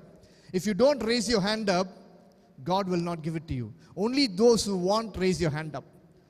Hidden treasure. What is this hidden treasure? Praise the Lord. Brother, you want it? You raised your hand up? How will you take it now? She has kept the bag that side. That's not for you. That's for her treasure. How will you take it? Praise the Lord. Yes, my question is, does God hide any blessing from you and me? Please answer my question, okay? Let's make it interactive. There is no right and wrong answer. So start answering, okay? At least people who know me know that. Praise the Lord. Hallelujah. Does God hide any blessing from you and me? No, then why it's hidden, sister? You're saying no, right? I agree with you. Then why is it put hidden treasures? When God created the world, did God hide anything from us? No, nothing was hidden from mankind. Everything was given to Him. And we read in Genesis 1:26, no? We read like this. God said, let us make humankind in our own image and likeness according to our nature, and let them have dominion over the rest of the creation. My dear friends, nothing was hidden by God. God did not hide any graces or blessing. He said, let them have it. Praise the Lord.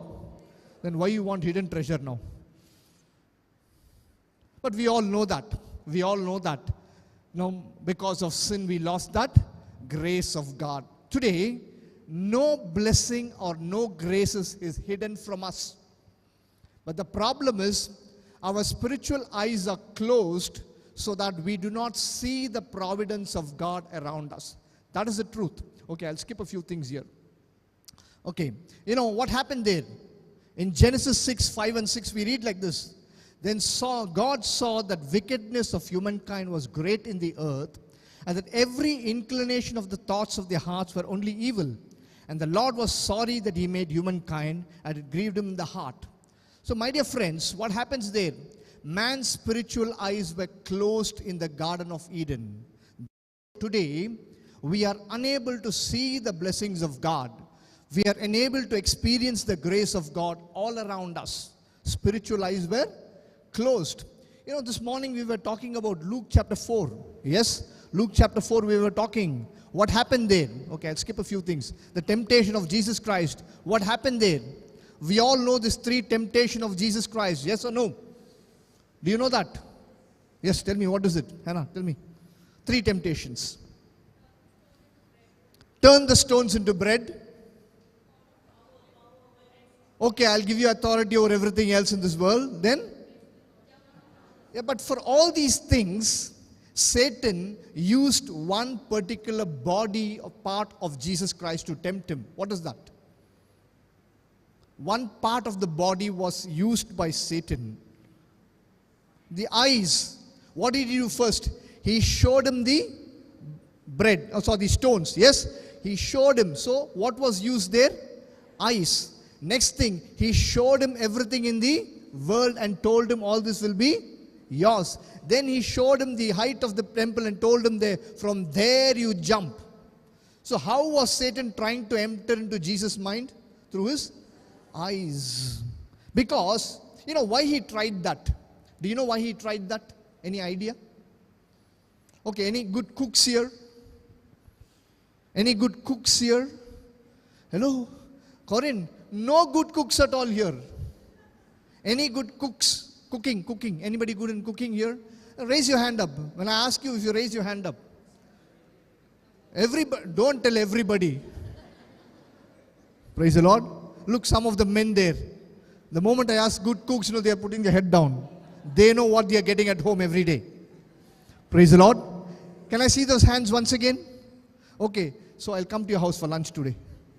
First, then what, yes or no? Praise the Lord. Okay, just an example I'm taking. Suppose you try a new dish and comes out very well. Next day you're inviting Father Augustine and the team for some meal. Will you prepare the same dish that you prepared the previous day? Yes, extra okay. Oh, she's looking at me and thinking I'm a very good eater and saying extra I will prepare. Why you want to try the same dish again? Because yesterday when you tried it out, it became very well. Now Satan is trying the trick of tempting Jesus through the eyes. You know why? Earlier he tried the same trick on someone and was very, very successful. Eve, very good sister. The Eves are answering that question. Praise the Lord. Yes, you know what happened in the Garden of Eden? Do you know that what happened in the Garden of Eden? Yeah, who knows that? Who knows that? Somebody said, yeah, there, very loudly from there. I think she was the one who was sitting under the tree. Praise the Lord. Hallelujah. You know what happened there? Satan is asking Eve, did God tell you not to eat from any tree in the garden? Yeah? So what should have Satan done? Eve done? Should have kept quiet. But she gave out extra information. You know what she said? She said, God told us not to eat from the tree in the center of the garden, nor shall you touch it. So Satan thought, okay, God told you not to eat it, don't eat it. God told you not to touch it, don't touch it. But did God tell you not to look at it? No, he didn't tell, no? So look at it. And he told him, what did he tell him? God knows when you eat of this, your eyes will be open. Till then she was blind. Who told you she was blind? How did she see then? Who told you she was blind? I want you to understand the word of God here. Was she blind or not? Spiritually blind. No, brother, only spiritually she could see. That is, till that moment she was seeing through the eyes of God. That is, she was seeing only through her spiritual eyes. But Satan told her, once you eat it, your spiritual eyes will be closed and your worldly eyes will be open. And that was the agenda of Satan. Today, that is the only agenda of Satan, to make us close our spiritual eyes and open our worldly eyes. You know why? He knows that God has already blessed us with everything. Yes? Does he know that? Can he take it away from you and me? No, he cannot take it away. He knows that he is powerless to take it away from you and me. So the best thing is to make you and me keep on crying is to what? Let them not see that. Praise the Lord. Hallelujah. Do you understand that? So he will close our spiritual eyes so that you do not see the providence of God. My dear friends, very important to understand that. That's why Jesus said in Matthew 5:29, if your right eye causes you to sin, pluck it and throw it out. If you live with the sinful eyes, worldly eyes, you cannot see the providence of God. Praise the Lord. Hallelujah. Again, Matthew 6:22 and 23. If the eye is the lamp of the body, if your eye is bad, your whole body will be full of sin, darkness. Today, we are living in darkness. We are living in bondage. We are living in poverty and sickness. Why? Why? Not because God cannot bless you and me, but because we are spiritually blind. Blind, my dear friends. That's why David prayed this beautiful prayer. In Psalms 119 verse 37, King David is making a beautiful prayer. He says, Lord, give me, turn my eyes from looking at vanity. Give me life in your ways. David is praying, Lord, open my spiritual eyes so that I may see, my dear friends. In the Old Testament days time, God was constantly walking with the people of Israel. Everywhere God was moving with them. But they could not see the presence of God. Spiritual eyes were closed. Today, we have to ask God to open our spiritual eyes so that we can see all the hidden. So no hidden treasure. God will only open your eyes. My dear friends, we need to do that. Paul beautifully says that. Paul beautifully says that in 1 Corinthians. Okay, I'll speak a few things here. 1 Corinthians chapter 2 verses 9. Paul says that what no eyes has seen, nor ear heard, nor the human heart conceived what God has prepared for you and me. My dear friends, God has already blessed us with every spiritual blessing, every graces, but our eyes are not able to see that. That's why in verses 10 he says, these things God has revealed to us through the Spirit. Therefore, only if our spiritual eyes are open can we see that. So we need an Ephphatha experience. Lord, let's pray today. Lord, I need an Ephphatha experience. Ephphatha, be opened. We need our spiritual eyes to be open, my dear friends. Very important for us to understand this. Our spiritual eyes should be open. Let me give you a few examples for you first. First of all, we are all seeking blessings and some kind of graces. But the most beautiful promise in the Bible, Matthew 6:31 onwards, everybody knows that. Seek ye first the kingdom of God, and all these treasures will be. Praise the Lord. Hallelujah. Praise the Lord. Seek ye first the kingdom of God, and all these things will be given unto you, added unto you as well. My dear friends, that means God has already given us everything. Let me give you a few examples from the Bible. Let's take the example of Hagar in the Bible. How many of you know Hagar in the Old Testament? Hagar. Who was she? Handmaid of Sarah. Okay, we all know the story.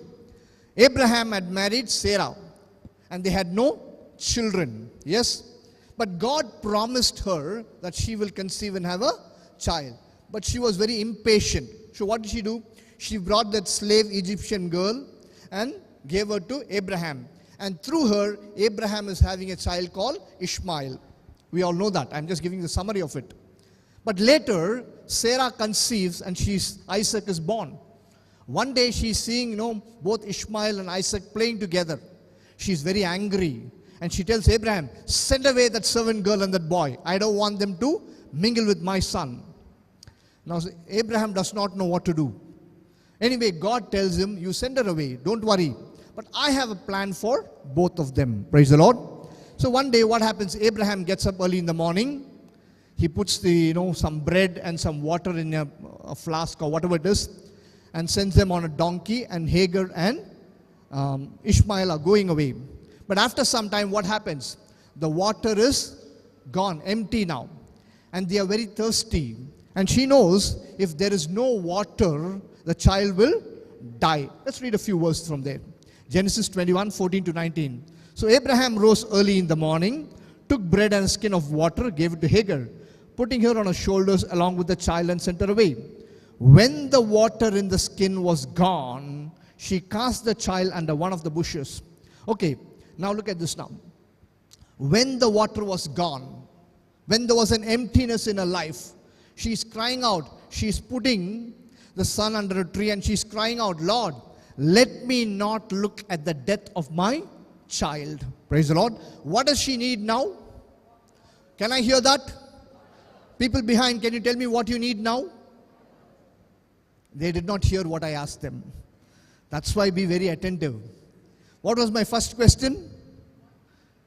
What was my question to them? What do you need now? I asked them and they are saying water. Praise the Lord. So what did she need? Water. Yes. Today we are in need. Many of us are in need. Could be a spiritual need, maybe a material need, maybe a healing or some kind of a release from some bondage. Everybody is in need. Let's accept that. Now what happens here? So she's praying. God appeared to her, and you know what God did there? What did God do? Huh? He opened a stream. Very good. Can you stand up, sister? Don't mind, okay? Not a punishment. At least somebody is answering, no? So she said, God opened a stream. Anybody else know what God did? You keep standing. No permission to sit now. Hope you don't mind, okay? Okay, then keep standing. Now nobody will answer me. You know why? They know if they answer, then I'll make them stand up. What to do with these people? Anybody else know what God did there? Elder, what man? How many times you have heard me preaching? Tell me, man. God showed the well. Okay, stand up. She's thinking, if he stands up, can I sit? Okay, sit down, don't worry. Anybody else know what God did there? Hagga's eyes. Look, praise the Lord. Sister, what did you say? Okay, let's read what God did there. Do not look on the death of it. Then God opened her eyes and she saw the well of water. What did God do? Sister, he did not make one well there. What did you say? Something she showed like this. What did God do?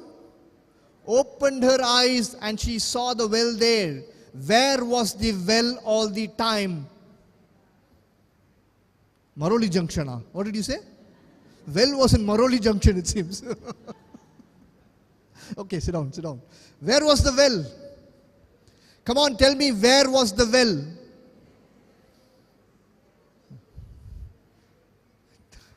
It was right there. Where was it? It was right there. But she could not see it earlier. Why? Because spiritual eyes was closed. Now if you pray for something, you know what God will do? He will not open heaven and throw it down. That's what many people think. God has already blessed us with every blessing. Are you clear about it? Yes, that's the truth. But the problem is you and I are not able to see that. Look, God did not dig a well there. He did not make a, whatever she said. No. Praise the Lord. Hallelujah.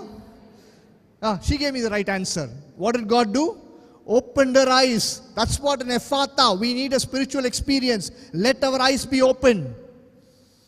My dear friends, all our blessings are right around you. Praise the Lord. Hallelujah. She's thinking, brother, blessing around me. See where she's looking now. Praise the Lord. Yes, my dear friends, that is what I said. Today, we need our eyes to be open. Spiritual eyes are blind.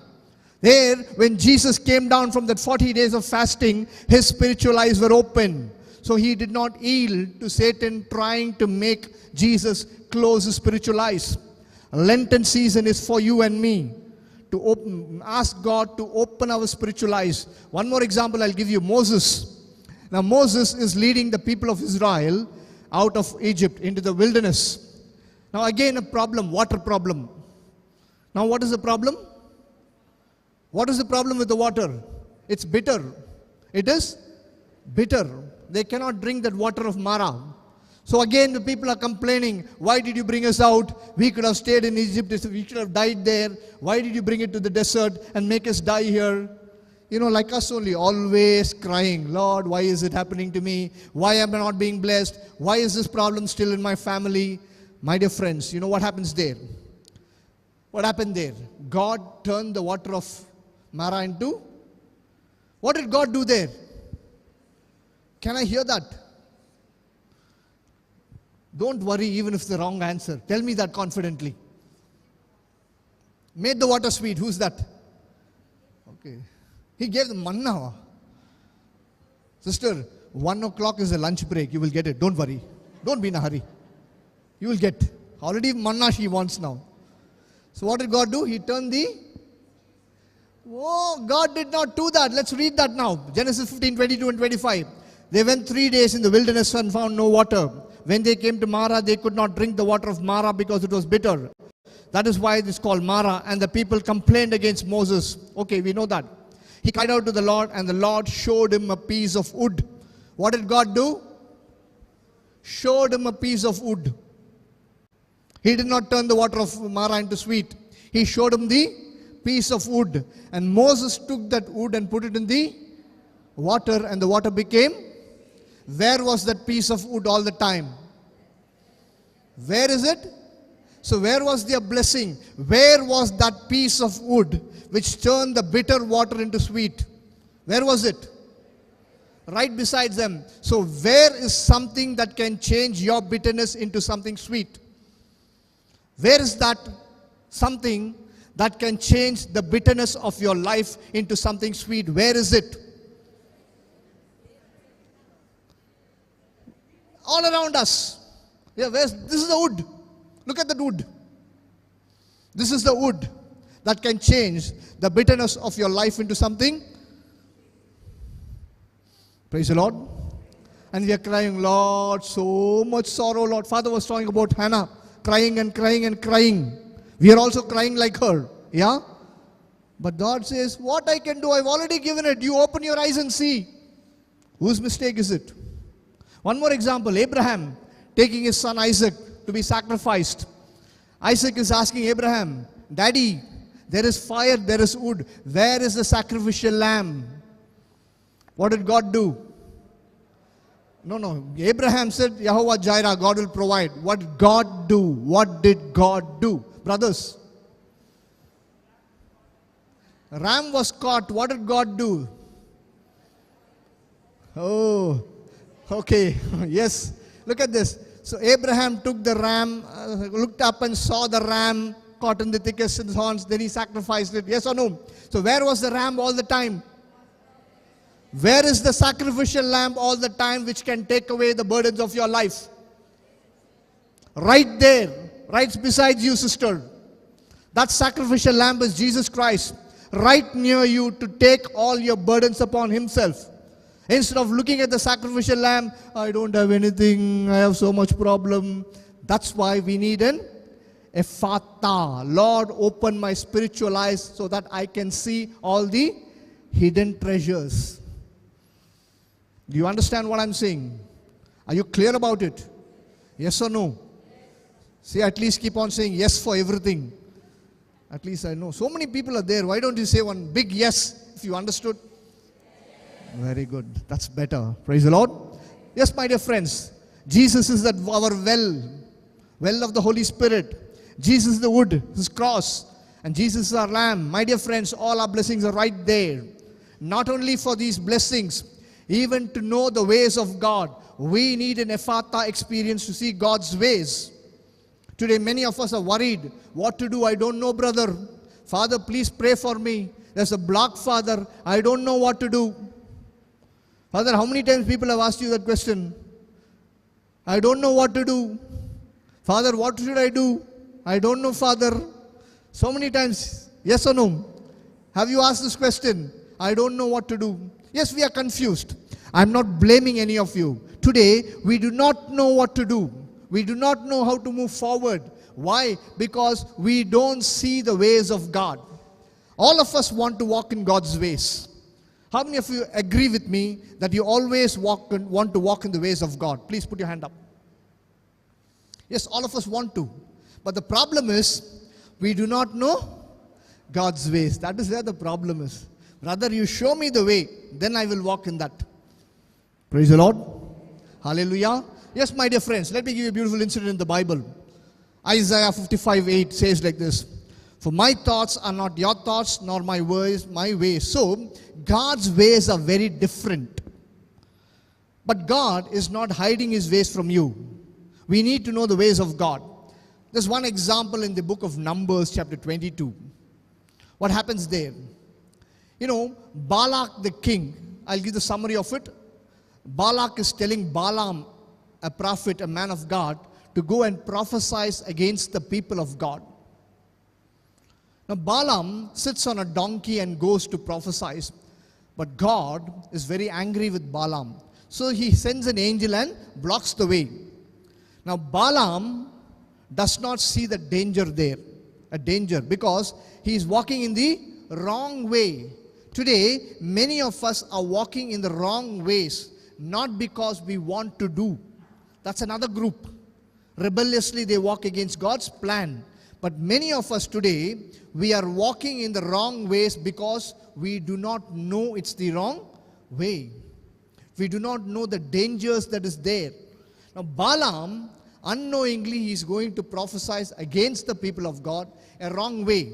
So what does God do? He sends an angel to block the way. Today, when you and I walk in the wrong ways, you know what God will do? He will send his angel to block that way. But the problem is, you and I don't see that angel.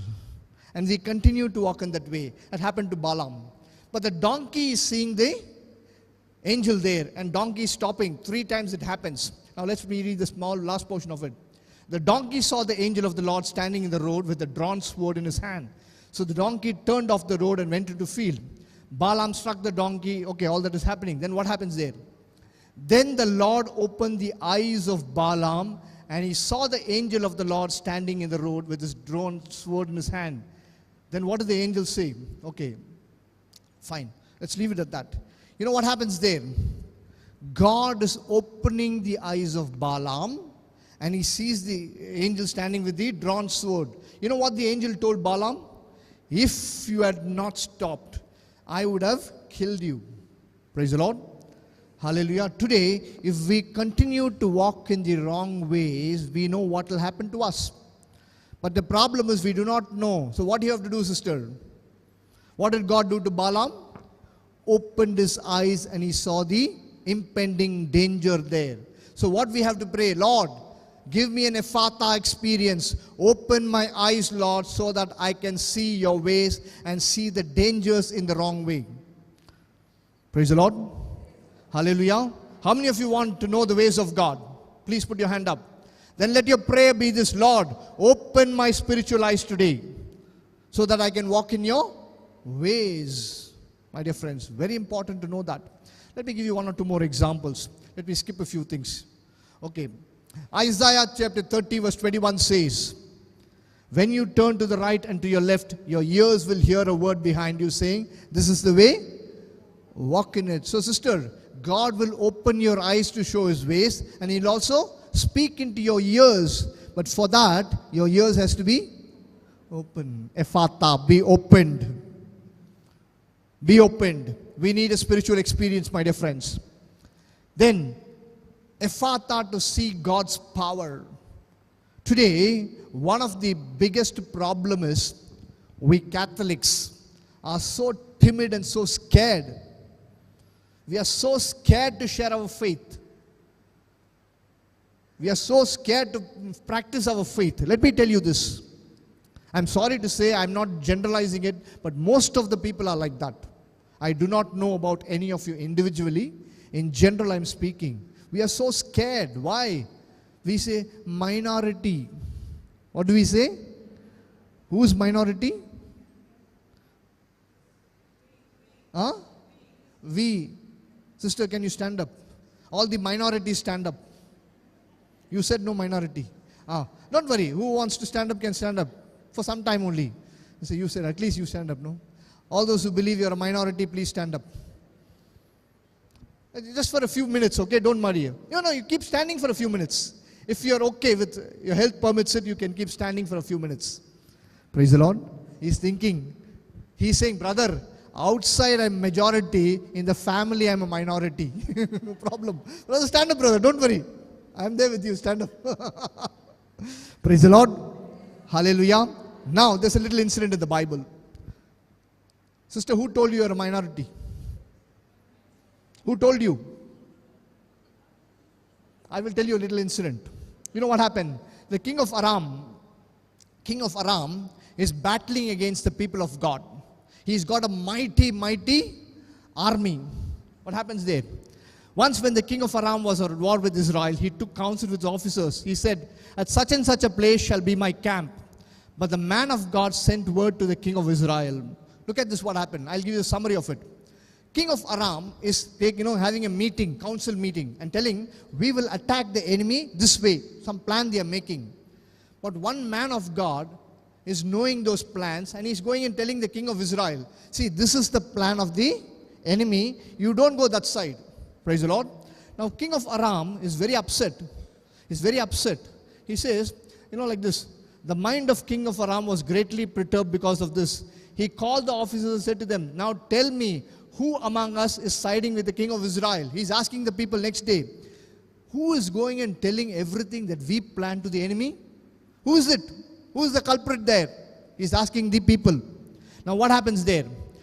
One officer is saying, no one, Lord, it is Elisha the prophet in Israel, who tells the king of the words that you speak in your bedchamber. The boss is saying, Lord, you are talking in your bedchamber. Elisha is sitting in a mountain, and God is revealing to him everything that you're speaking here, and he's going and warning the king. Now what does the king say? Leave the Israelites. We will kill this fellow Elisha. First we have to finish this. Sister, minority Elisha. How many people he has with him? Only one. That also covered. Now, so what is happening? Aram, king of Aram is taking this entire army. Elephants, chariots, horses, all that to capture one fellow. And they are surrounding the house of Elisha. Next day morning, what happens there? Elisha's servant, Gehazi, he's getting up probably to brush his teeth, coming out with a toothpick, brush in his mouth. He's coming and seeing enemies all around, full of enemies. How many of you feel that you're surrounded with enemies in your life? Please raise your hand up. Don't feel bad. We are in the presence of God. Enemies doesn't mean people. It could be a problem, could be your enemy. Your health issues could be your enemy. Your financial constraints can be your enemy. The peace in your family could be your enemy. How many of you feel you're surrounded with such problems? Please raise your hand up. How many of you think that you're not strong enough to fight this battle? Please stand up. Don't feel, we are in the presence of God. Don't feel shy at all. Please stand up, those people. These two are already standing up. You can stand up, don't worry. How many of you feel, brother, how can I fight so much of problems in my life alone? Please stand up if you have that problem. Praise the Lord. Yeah, you are already standing, I saw. She's not only standing, she's even raising a hand up to confirm that. Please keep standing, keep standing. Praise the Lord. Yeah, slowly one by one. Brother, don't feel ashamed. We are in the presence of God. If you don't express this to your God, who are you going to express this to? God will speak into your heart today. If you want to stand up, you stand up, please. You don't know how to solve your problems.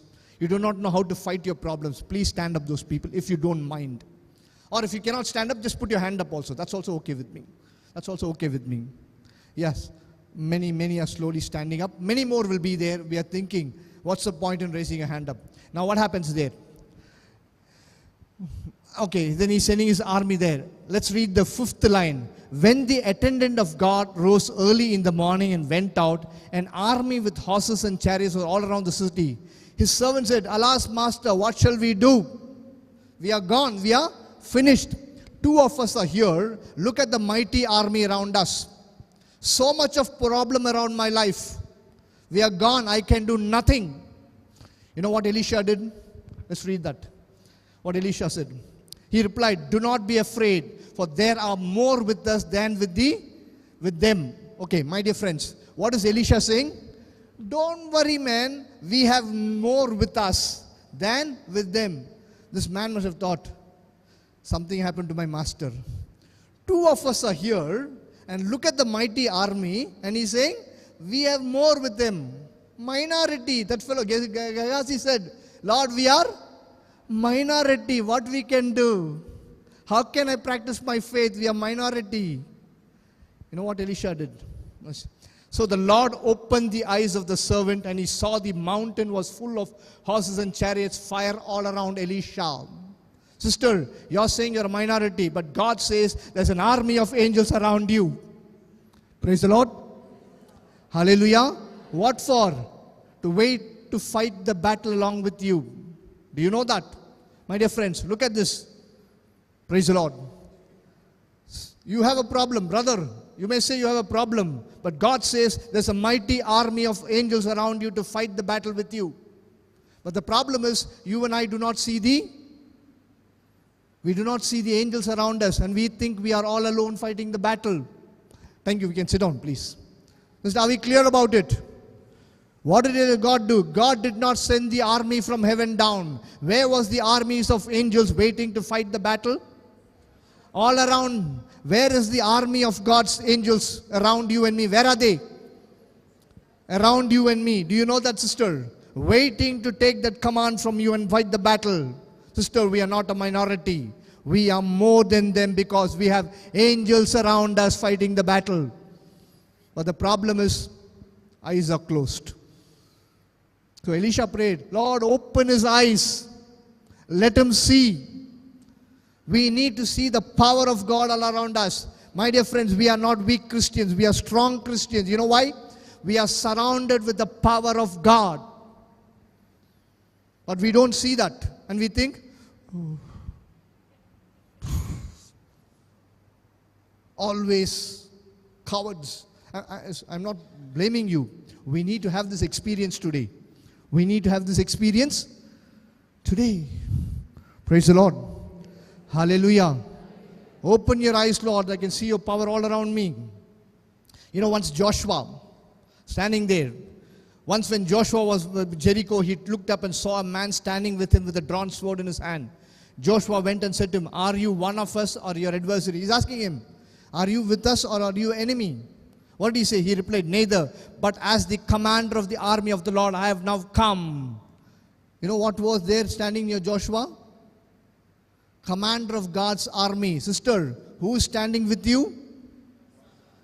Commander of God's army, and God's army with you. And you're saying, minority. Problem. Who's ready to fight there? Commander of God's army to destroy your enemy and my enemy. And we are running away from our enemy today. Why? Eyes are closed. Spiritual eyes have to be open. We need an Ephphatha experience, my dear friends. Very important. Yes, Ephphatha, to see God's presence all around us. Today, you know what? You know what's the biggest privilege that you and I have as a Catholic? Do you know that? As Corinne said, I come from another faith. What's the biggest difference? Yeah, you tell me. My friend who's also from another faith, tell me. What's the biggest difference? Okay, that's good. That's good. We'll come to that on Sunday. Okay. What's the biggest difference?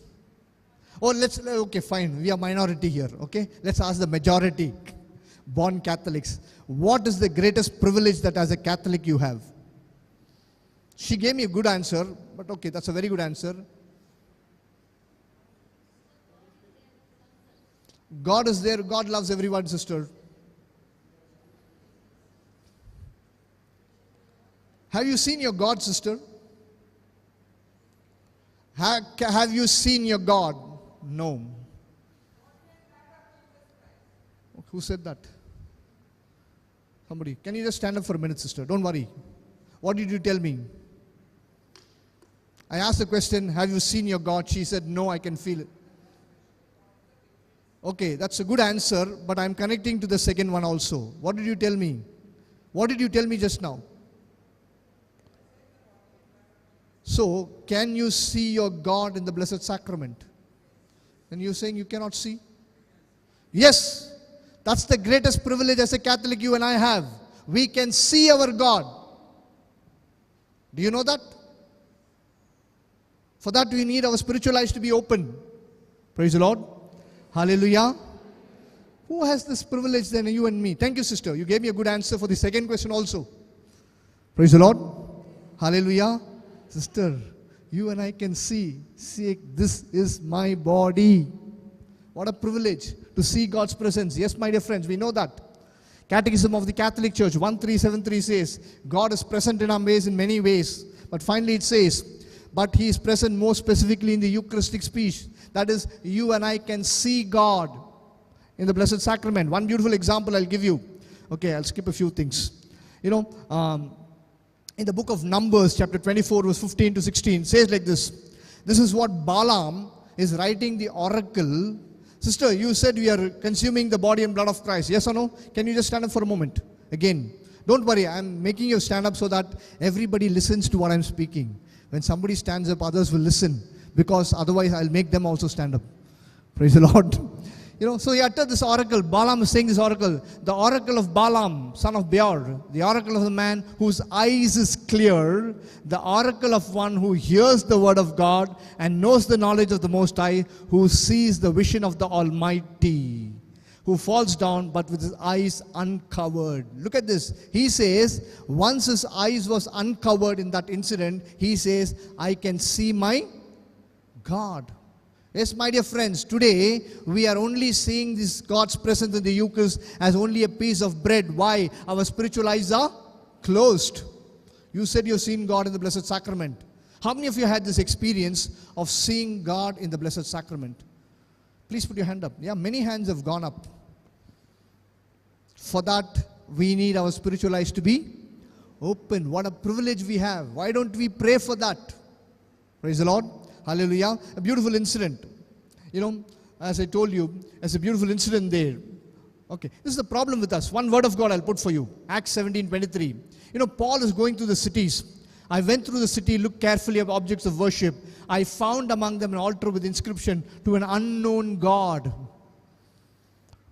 Today many people are worshipping an unknown God, including we Catholics. We come for Mass very regularly, but we don't see our God. Sister, one beautiful example I will tell you. Why is that reason? Why are we not able to see God? Satan has blinded our eyes. 2 Corinthians 4:4. Read that. In the case, the God of the world has blinded the minds of unbelievers to keep them from seeing the light of the gospel, that is glory of Christ, who is the image of God. Today our eyes are blind. You can sit down.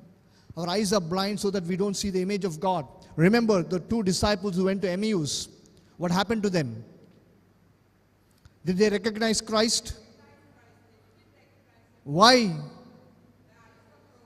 Okay, I'll come to that on Sunday. I will explain more beautifully about that. But later, what happens when they enter the house?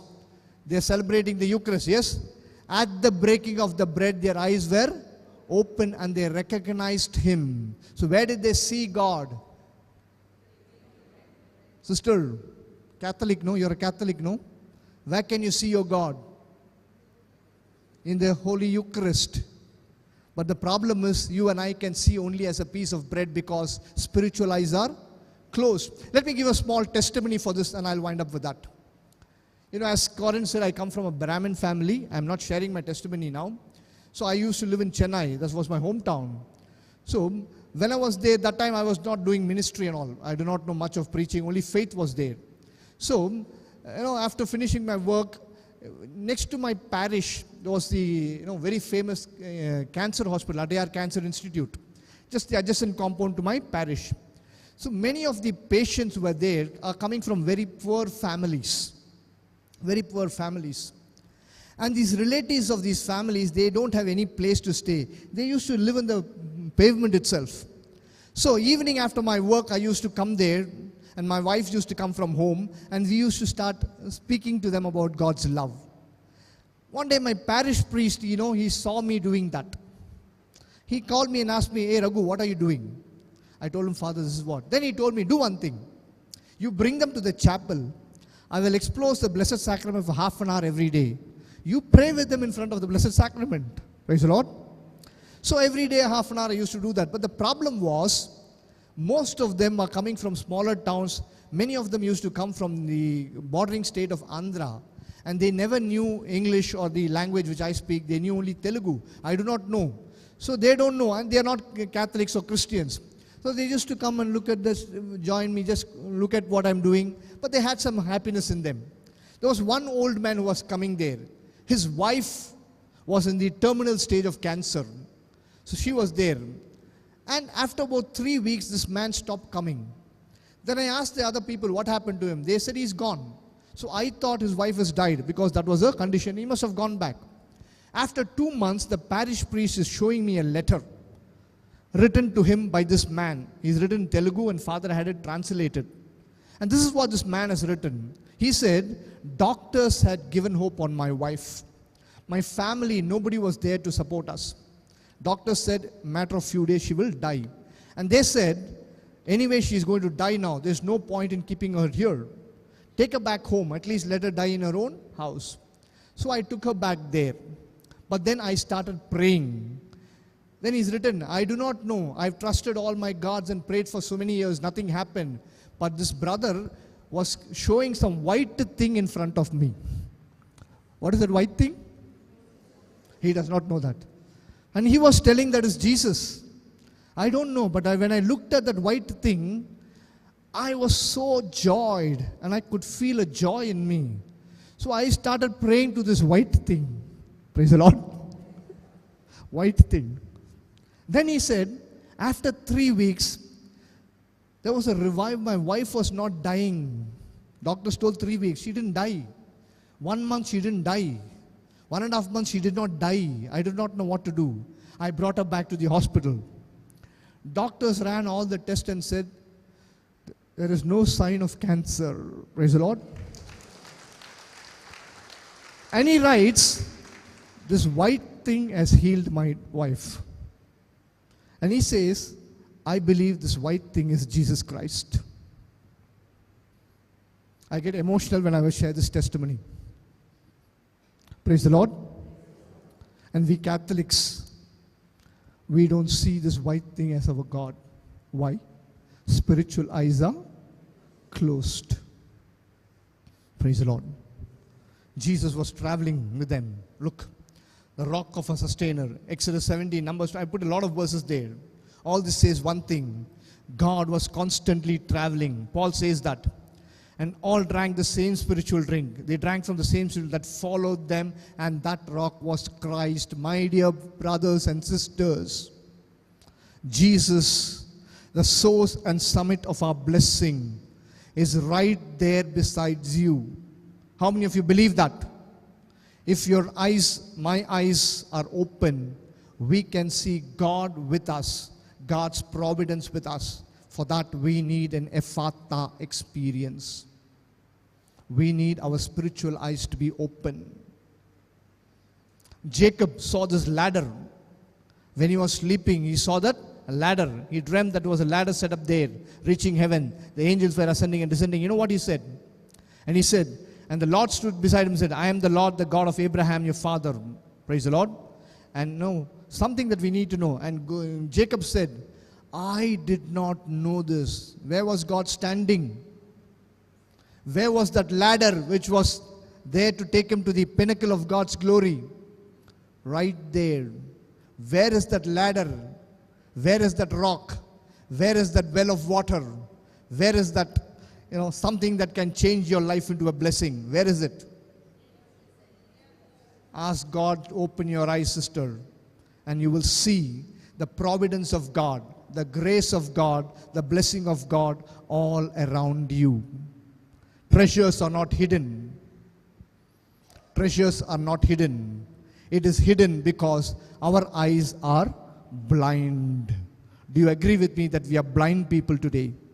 Sorry, I'm not calling you physically blind, but we are spiritually blind. Lenten season invitation for all of us to open our eyes and see the blessing of God. Are you ready for that? Are you ready for that? How many all of you want to see God right now? Within 5 minutes, Jesus will be there on the altar because we are going for the Eucharistic celebration now. Ask God, Lord, open my spiritual eyes. Let this be a prayer. Lord, I want an Ephphatha experience. If you really pray for an Ephphatha experience today, asking God to open your spiritual eyes, you will not be running behind blessings because blessings will be all around you. Praise the Lord.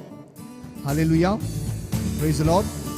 Hallelujah. Hallelujah. Let me finish with a small example, okay? Come here, my dear friend. Both of you come here. My two good friends.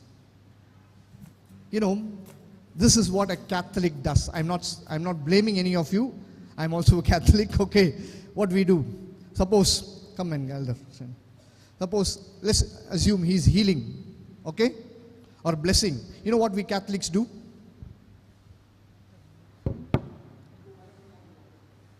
Wherever healing, we run behind that healing. Healing. Blessing. That's what we do. Yes or no? But she's also a baptized Catholic. If she's a baptized Catholic, who's inside of you? Jesus. Who is the source of every blessing? Praise the Lord. Hallelujah. Praise the Lord. So, if you understand that, you know what will happen? Okay, I'm healing. Okay, you are a Catholic. So what will happen? Do now? Wherever Catholic goes, go. The healing will run behind the Catholic. Blessing will run behind the... Why? The source is inside. But today, we are thinking as is running behind healing and blessing. But healing and blessing should run behind you and me because we are Catholics. Praise the Lord. I hope you understood the message I gave you. Let's get ourselves ready for these things. Heavenly Father, we thank you for giving us the grace to understand that your graces and blessings are all around us. We pray for an Ephphatha experience today, Lord, so that our spiritual eyes may be open and we can see the grace of God all around us. Heavenly Father, we make this prayer in the mighty and matchless name of your Son and our Lord, Jesus Christ. Amen. Glory be to the Father, and to the Son, and to the Holy Spirit, as it was in the beginning, is now, and ever shall be, world without end. Amen. God bless you, and Let's thank all you. stand up.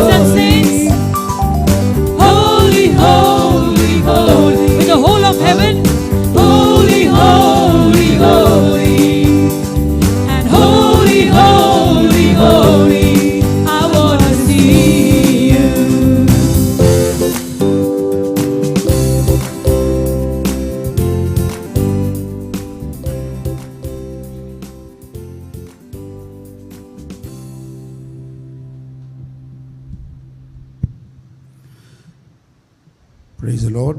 Praise the Lord. Hallelujah. Hallelujah. Hallelujah. Hallelujah. Hallelujah. Hallelujah. Today's Mass intention, Mass for the soul of Baptiste D'Souza, offered by Benita D'Souza. With these intentions, we offer up our intentions also. And we ask for God's blessings come abundantly upon us. And pray in a very special way as we were listening. Open our hearts, O Lord. Open our eyes, O Lord, to see your intervention in our lives.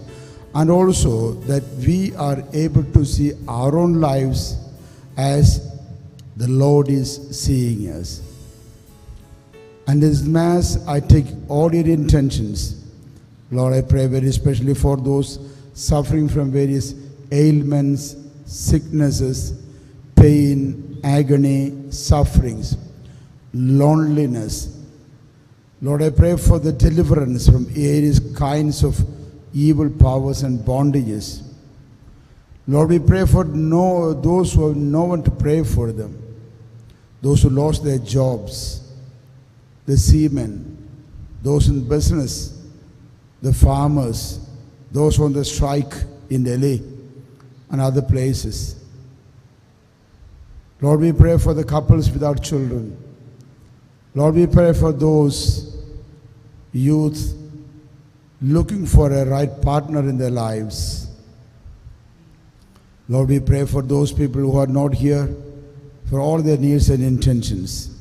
With all these, we begin this Mass in the name of the Father, and of the Son, and of the Holy Spirit. Amen. The grace of our Lord Jesus Christ, the love of God the Father, and the fellowship of the Holy Spirit be with us all. And with your spirit. Close your eyes for a while.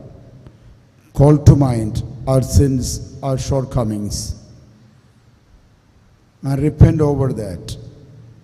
God's intervention in our lives. Try to see our lives as God sees our lives too.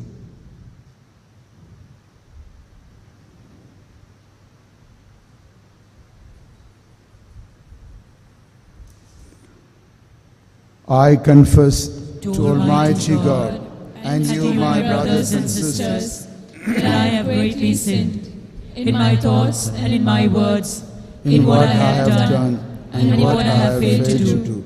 Through my fault, through my most grievous fault. Therefore I ask Blessed Mary, ever Virgin, all the angels and saints, and you, my brothers and sisters, to pray for me to the Lord our God. May Almighty God have mercy on us, forgive us our sins, and bring us to life everlasting. Amen.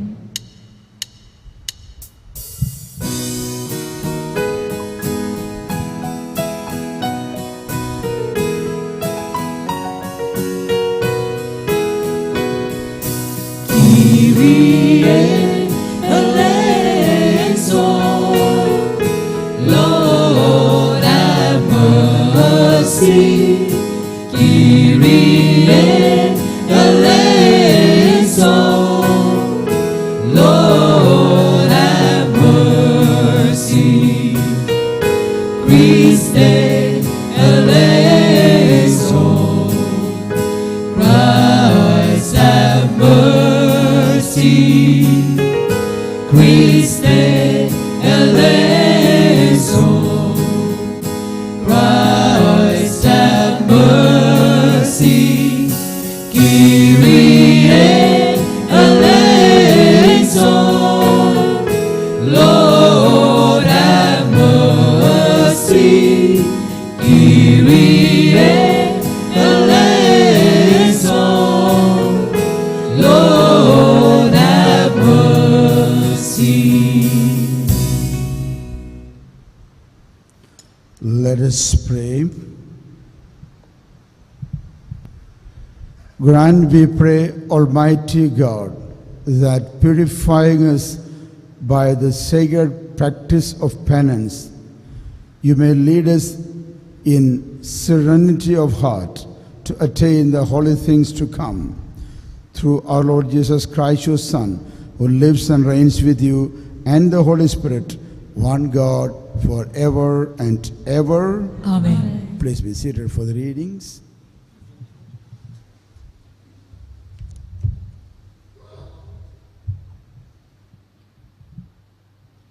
A reading from the book of Genesis. Israel loved Joseph more than any other of his sons, because he was the son of his old age. And he made him a robe of many colors. But when his brothers saw that their father loved him more than the other brothers, they hated him and could not speak peacefully to him. Now his brothers went to pasture their father's flock near Shechem. And Israel said to Joseph, "Are not your brothers pasturing the flock at Shechem?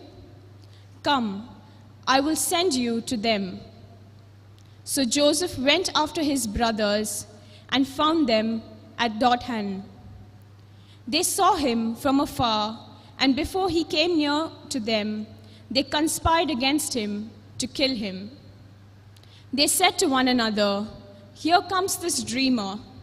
Come now, let us kill him and throw him into one of the pits. Then we will say that a fierce animal has devoured him, and we will see what will become of his dreams."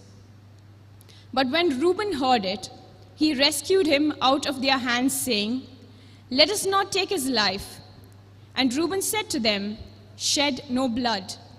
Throw him into this pit here in the wilderness, but do not lay a hand on him, that he might rescue him out of their hand to restore him to his father."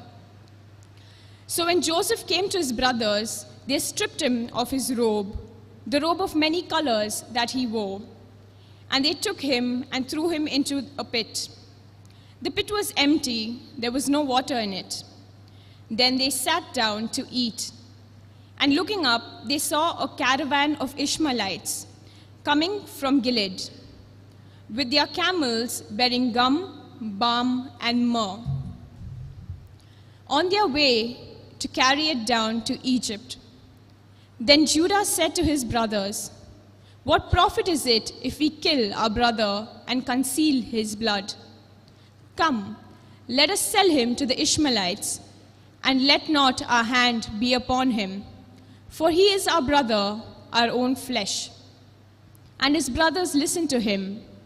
Then Midianite traders passed by, and they drew Joseph up and lifted him out of the pit, and sold him to the Ishmaelites for 20 shekels of silver. They took Joseph to Egypt. The word of the Lord. Thanks be to God.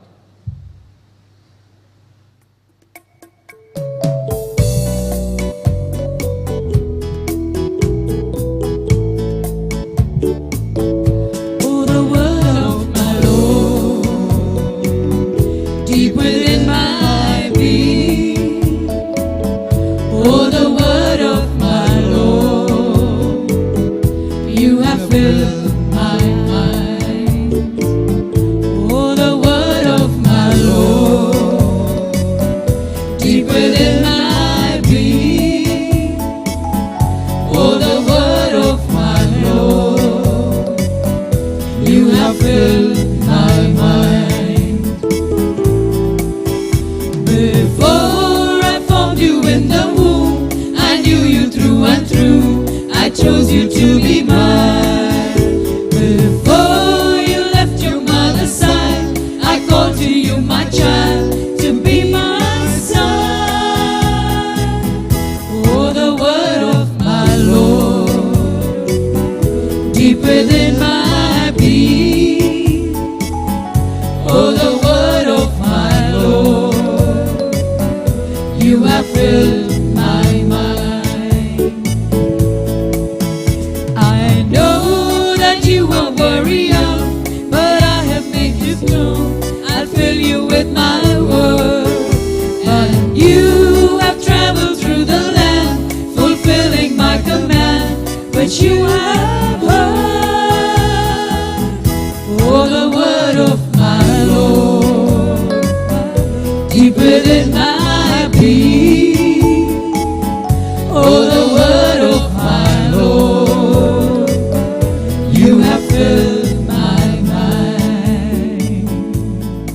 Let's all rise to welcome the gospel.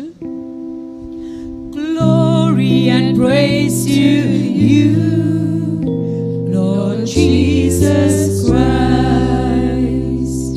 Glory and praise to you, Lord Jesus Christ. Man does not live by bread alone, but by every word that comes out from the mouth of the Lord.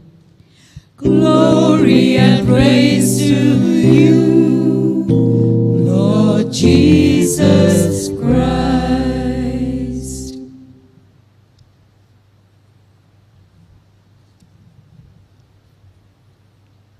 The Lord be with you. And with your spirit. A reading from the Holy Gospel according to St. Luke. Glory to you, O Lord. Chapter 15 and verse 11 onwards. And he said, there was a man who had 2 sons, and the younger of them said to his father, Father, give me the share of the property that falls to me. And he divided his living between them. Not many days later, the young son gathered all he had and took his journey into a far country, and there he squandered his property in loose living. And when he had spent everything, a great famine arose in that country. And when he began to be in want, so he went and joined himself to one of the citizens of that country, who sent him into his fields to feed the swines. And he would gladly have fed on the pods that the swines ate, but no one gave him anything. But when he came to himself, he said, now many of my father's hired servants have bread enough and to spare, but I perish here with the hunger. I will arise and go to my father, and I will say to him, Father, I have sinned against you, heaven, and before others. I am no longer worthy to be called your son. Treat me as one of your hired servants. And he arose and came to his father. But while he was yet at a distance, his father saw and had compassion, and ran and embraced him and kissed him. And the son said to the father, Father, I have sinned against heaven and before you. I am no longer worthy to be called your son. But the father said to his servants, bring quickly the best robe and put it on him, and put on a ring on his hand and shoes on his feet. And bring the fatted calf and kill it, and let us eat and make merry. For this my son was dead and is alive.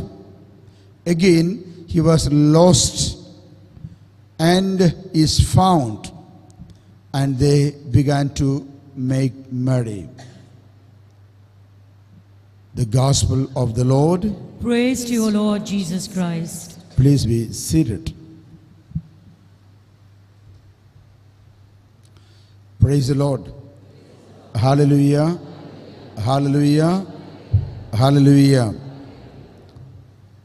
My brothers and sisters, this is a very familiar parable for every one of you, that we are hearing the parable of the prodigal son. Yes, good name. It's also good to know that this parable was being spoken by Jesus 2000 years before. And the end of the story says, he came back, repented, came back to his father's house. Yet, we don't want to change his title.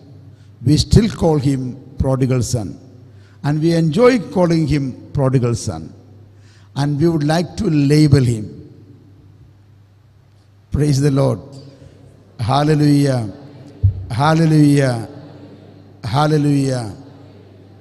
When we build houses, compound walls, and make nice painting, after that, we will put a small caption over there, stick no bills. Stick no bills. We will be careful to see that there are no bills pasted on our wall, but we will be very selective in pasting bills on the forehead of the people. You are like that, you are like this, I know you, don't tell me these things. So we would like to call him still prodigal son, Udari Magan, Koya hua beta, Durta Putran. So all these things the same. So we would like to call him like that. And if you have ever watched the tangle lorries going with the petroleum products, have you ever read what is written on the back or on the sides? Yes.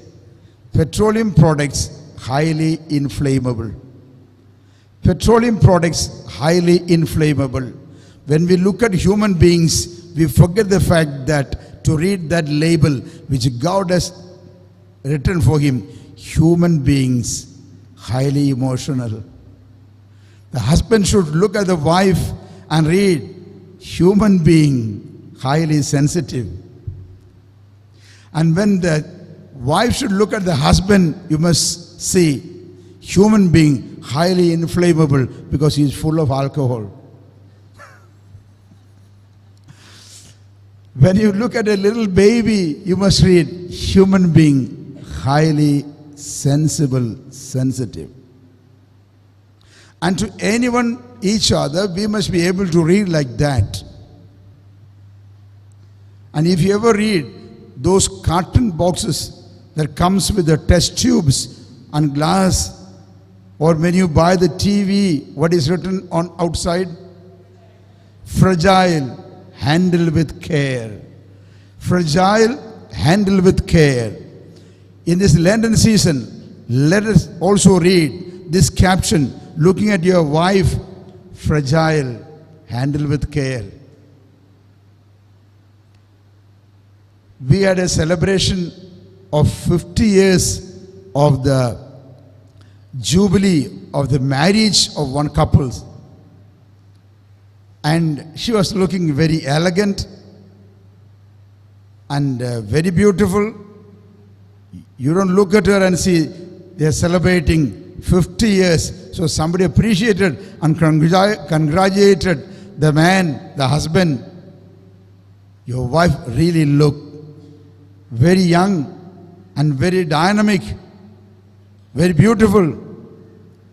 Then he said, Father, it all depends upon the user. I handle with care my property.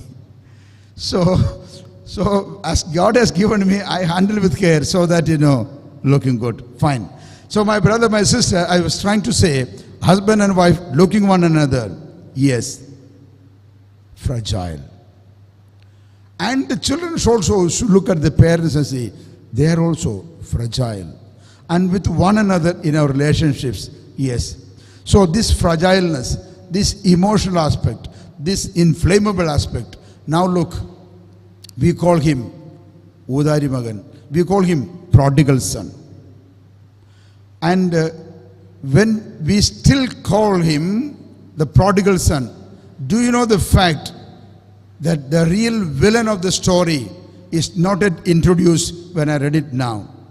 And the real villain of the story, who is that? The first son or the elder son. We prefer to put him on a pedestal and have incensing for him every day. Because to us, even now, the younger one, he is the prodigal one. He is the one who destroyed. He is the one who went away. But we forget he came back. And the so-called good one, the one who remained with the father. You will see, continuing the story. Now his elder son was in the field. You may be thinking he was plowing there. He was cultivating there. He was doing garden work over there. I don't know. I don't know. So his elder son was in the field. And as he came nearer to the house, he heard music, dancing. And he called one of the servants out of the house and asked him, Mere ghar pe kya ho raha hai?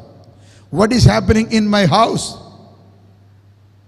The one whom we thought the real one, when he heard noise in the house, there are people around there.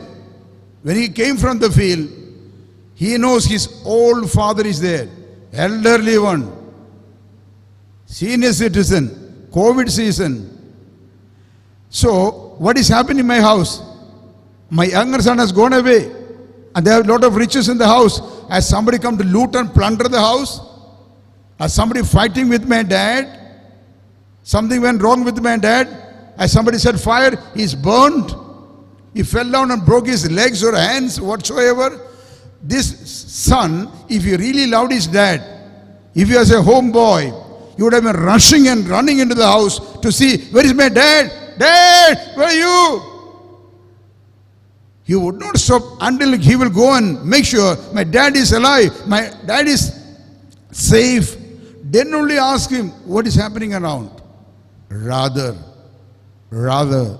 making himself in a comfortable position and showing his resentment, he called out one of the servants there and asked him, what is happening in my house? What is happening in my house? My brother, my sister, this is a reality. In my own life, sometimes I do not know what is in my heart, in my life. Someone else has come and tell me, or rather I go and ask someone, what is happening with me? Same question. Remember, brother was referring to that one. What is happening to me? I don't know. What is happening in my home? I don't know. What happened to my son? I don't know. What happened to my wife? I don't know. What happened to my brother? I don't know. Somebody else will have to come and tell me that. I'm happy, even now, when we Catholics are gathered together here, still we may not be very familiar with the Word of God, even though 101 conventions and retreats we may be attending. There may be many of you who have made your century visit to the Divine Center or somewhere else. Yet, when a Protestant or a Pentecostal man will come and read the Bible before you and begin to say, why do you say Mary is a virgin when she has already given birth to a son? Why do you keep the statues over here and worship when the Bible says you shall not make or worship any idols? Why you go to infant Jesus when he has grown up? Why wait to Father Mary when the Bible says there is only one mediator between you and the heaven, and that is Jesus Christ? And then we are perplexed. Then we are perplexed. What is happening with me? What was my Catholic faith until now? What did I bequeath my children? What did I inherit my parents? Inherited the property, ancestral home, estates, plantations, gold, silver. That did I inherit Psalm 91? Did I inherit the Word of God so that I can whisper into the ears of my children? And Brother Rick was talking about the blindness. Yes, is my eyes familiar with the Word of God? Is there a coordination between my eyes and the Word of God and my fingertips so that I can point out, here is it? And that is where we must come to the realization. This man calling out somebody and asking me, what is happening in my home? That is the elder son. That is the elder son. And the servants, and they said to him, your brother has come home, and your father has killed a fatted calf, because he has received him safe and sound. The servant said, your brother has come back. But later when we read the story, you will never hear this man telling my brother. My brother. On the other hand, he says, when this son of yours came back to the father, you killed the fatted calf. You are celebrating, putting all the accusation, pouncing upon the old man. Remember, in the story, only three characters. The father, elder son, younger son. Where is the mother? Where is the mother? The story does not say. He said Jesus forgot to add one character, the mother there. If Jesus did not put that character, it is purposeful. In our church, the Mother Mary, the real mother. In your home, the possession of your mother. I believe if mother was there, this boy would not have been going away. The mother would have interfered when he came and said, he said, Father, give me the share of the property that falls to me. If this young boy will come and fight with the dad, if the mother was there, mother would have been holding his ear and say, you are going to ask a share of the property of, where is a share? Did you earn anything when you came to Mangalore? Did you earn? Come on, bring to me whatever you earn. You were in Dubai for so many years. You were in Muscat. You had been, your father educated you, gave you, helped you to get a graduate degree, a postgraduate degree. You have been going up and down. How much did you earn? Bring me your passbook and your FD receipts also. Then we will decide what is a share of your property. If the mother was there, she would have said it. This, your dad slogged and made it. When we came here, there was nothing. How much you struggled, how much you suffered. When your father married me, there was nothing of these things. Both of us, we struggled, we stood as one and struggled and made all this, my son. Then your share. Don't fight from him. Don't fight with him. Don't go for court cases. Don't go for litigation and get hold of the thought of your dad to get your property. My son, that will not become a blessing for you. When it is the right time, your dad will give you. Jao, go and Papado, go and fall at the feet of your dad for asking for this share this moment and hurting him, insulting him. Go and see that man is sitting in the corner of the room over there because you treated him like that. This would have been the position of the mother and take him by hand and bring the dad. Baba, what do you think? This boy is young, is influenced by his friends and all. He's asking, immediately you are ready to give up all that thing? Patta leke andar rakh do, chabi de do mere paas. That would have been the mother. Well now, and this, therefore, this old father alone, this elder son should have been going over there. He never called him, my father. You.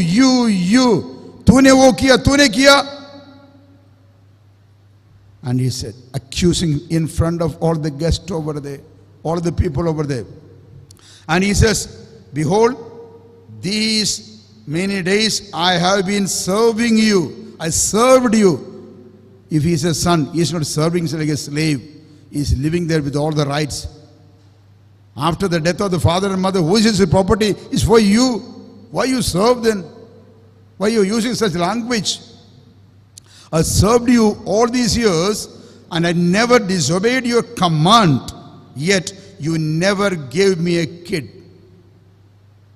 You never gave me a kid that I might make merry with my friends. I might make merry with my friend. Khao, pivo, majao, dao. Epicureanism. Eat and drink and make merry. So this is this Epicurean philosophy that he was pushing into him. You never gave me even a lamb. Let me ask you this question then. Whenever they had food in the house, they had been killing lamb and goat. They had celebration. Yes, if this father is celebrating so much, do you think there was starvation in the house? And do you think this boy never got it? He is talking before everybody as if he was never given a food. As he was never being given anything in the house. You never, use the word never, categorical exclusion. You never gave me even a lamb to make merry with my friends. Then he comes, his accusation. But when this son of yours, why he couldn't say my brother? Why he couldn't say when my brother came? See, when this son of yours, when he came back, he said, okay. And when this son of yours came, who has devoured your living with the harlots. My question again, did this man see his brother is living with harlots, with the prostitutes? If that was the case, why he didn't call him and bring him back? Tell him, my brother, this is not good. You're living with the harlotry. You're living with sin. Come back. Did he ever correct him or bring him back? How did he know that? This son of yours living with the harlots, squandering wealth and property, I can understand. But how did he knew? That means in psychology we call it projection. Whatever I am doing, whatever is in my mind, I put it on your head and say you are doing that. This was a projection from his side. Now you will answer me, what was you doing in the field? What was you busy over there? So when I am living in my sin and what I am doing, I am putting on the head of somebody else. If this woman was living with another man, had boyfriends before, had unholy relationships, when the husband is coming a little late or going anywhere, suddenly, I know where you are. When he will come back home from his work, she will be very eager to take the jacket or pullover from him and making a microscopic examination. Is there any long hair anywhere? That is olden days. Nowadays all short hair also. Is there any female perfume smelling? Is there any sign of a lipstick anywhere? Because this son of yours spent all the money with the harlots. In the same way, whatever I am doing, I doubt my wife. I put that burner on her and suspect her. This son of yours who lived with the harlots. And when he came back, you are celebrating for him. My brother, my sister, stick nobles. So in this context, at the time when we are meditating, the father says, and he said to the son, and he said to him, son, calling him son, not you. Always you had been with me. And all that is mine is yours. All that mine is yours. But it is fitting and proper to make merry at this time. And very good in the gospel is in Luke. Gospel Luke is said to be the gospel of joy. So in this simple parable itself, you will find the word used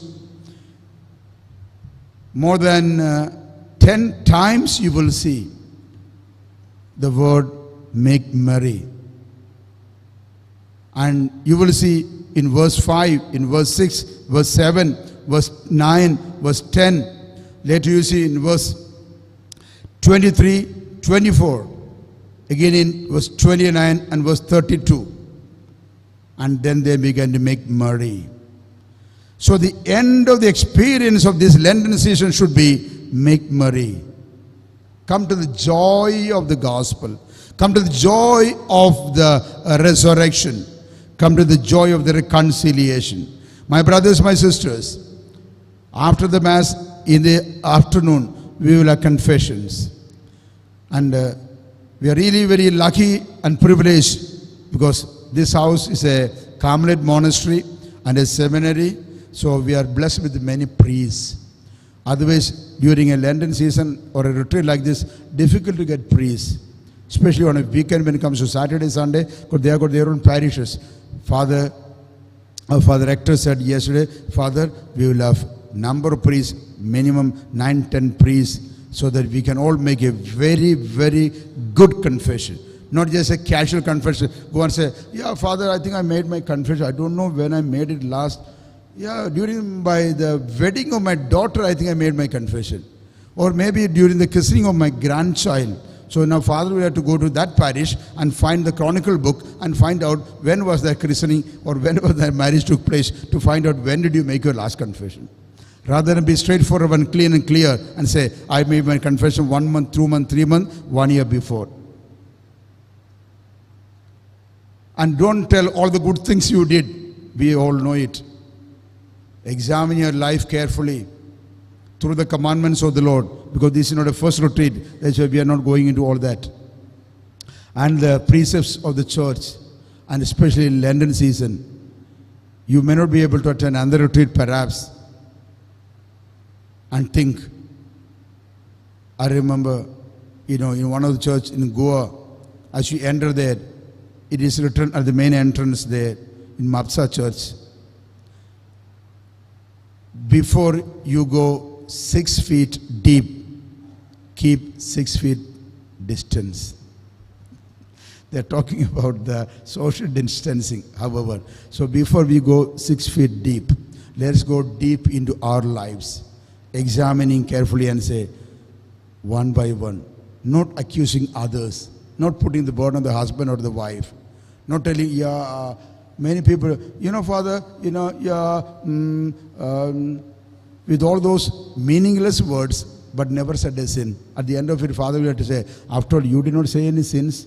Yeah, Father, that's what I'm thinking about it also. I don't find any sin in my life. Then Holy Spirit has not come upon you. So believe, we want to really make a very good confession. Like the prodigal son, he said, I will get up from here. The Bible says, then he came to his senses. Then he came to his senses. What does it mean? When the Bible says, then he came to his senses, what was he doing before? What was he doing before? Nonsense. Correct.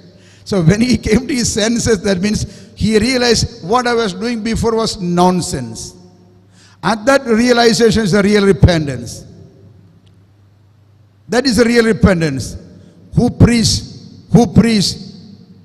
the conversion retreat to the prodigal son? Any idea? Any? Famine. Okay. Coming closer. Anybody? Pigs. Yes. Very good. Some people made it. It's a pigs. Sometimes we think, these pigs are useless. But you will see in the Bible, they are clever in many ways. Here the pigs, when he was coming and eating, along with the pigs, the pots and food there, the pigs, they were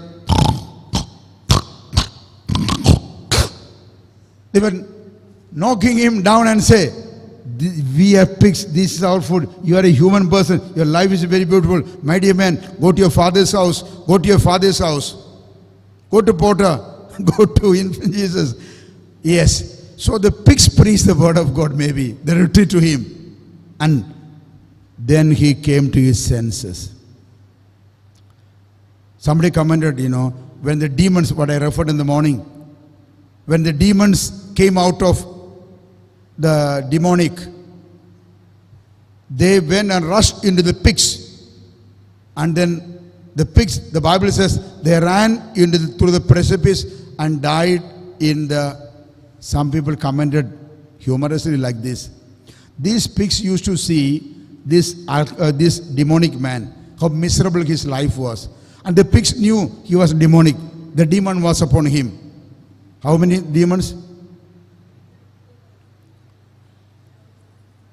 2,000 demons. 2,000 demons on one person. And they have seen, being a human person, with all will and intellect and all that thing. If this is a condition of that man, these pigs have seen it.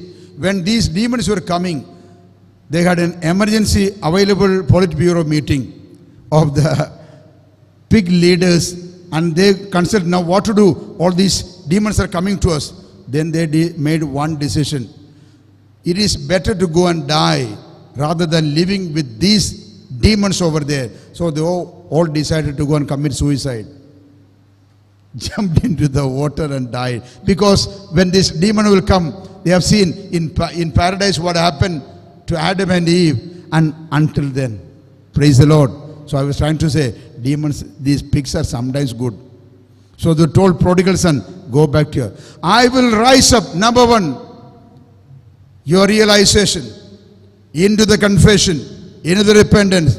I will go to my father's house, repent and return to me, and I will turn to you. Because Zechariah chapter 1 and verse 3. Repent and return to me, and I will come to you. So I will go back. Is a going back, retreat, wapas aao, coming back, repent and return to my father's house, not anywhere else. My resentment will say, I will never go there. No, I will go back to my father's house.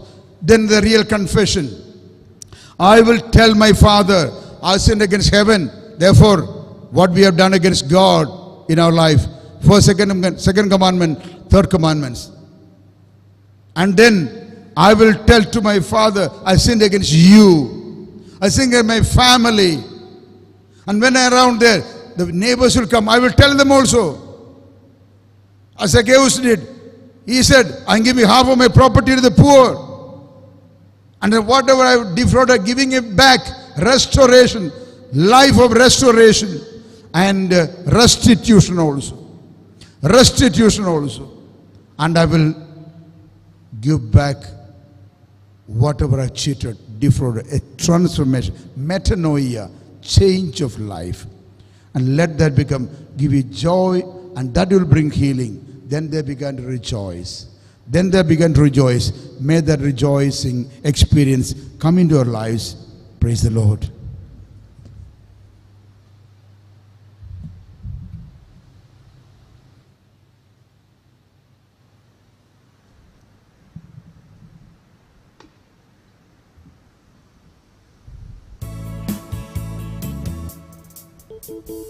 In the offertory time, if there is anybody who still have to drop your prayer petitions, there are boxes here. You can drop your prayer petitions in these boxes, or even maybe volunteers may collect and drop it also.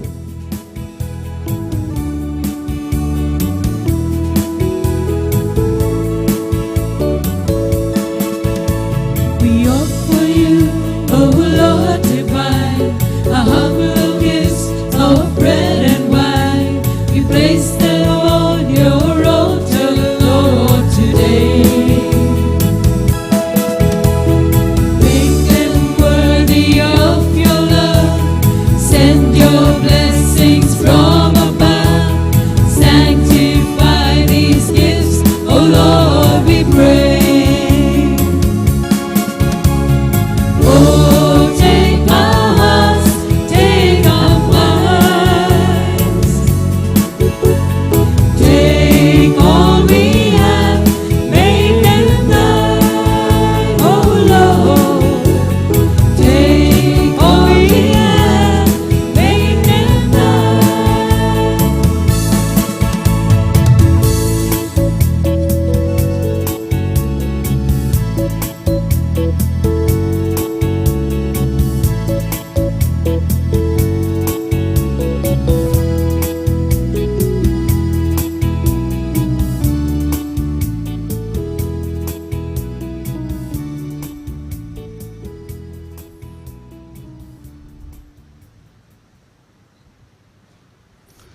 Pray, my brothers and sisters, that this sacrifice may become acceptable to God the Almighty Father. May the Lord accept the sacrifice At your hands, for the praise and glory of his name, for our good and for the good of all his holy church.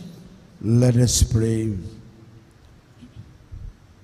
May your merciful grace prepare your servants, O Lord, for the worthy celebration of these mysteries, and lead them to it by a devout way of life.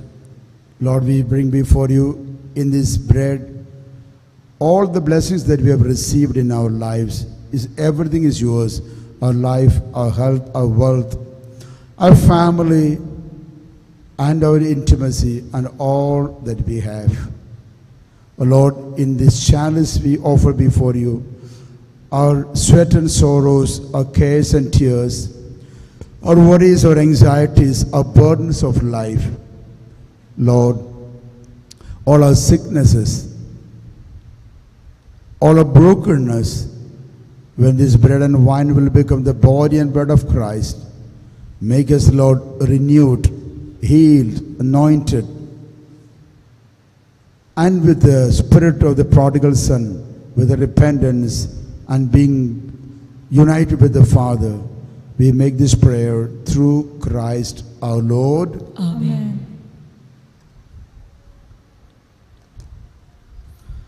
The Lord be with you. And with your spirit, Lift up your hearts. we lift them up to the Lord. Let us give thanks to the Lord our God. It is right and just.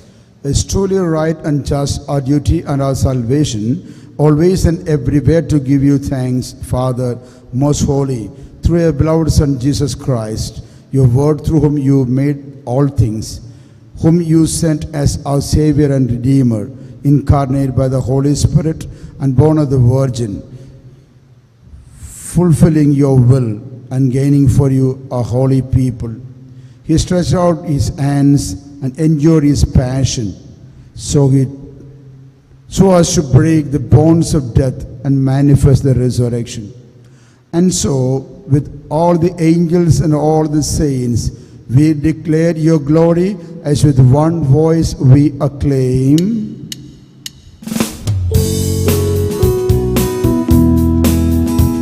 Hosanna, Hosanna, Hosanna in the highest. Hosanna, Hosanna, Hosanna in the highest.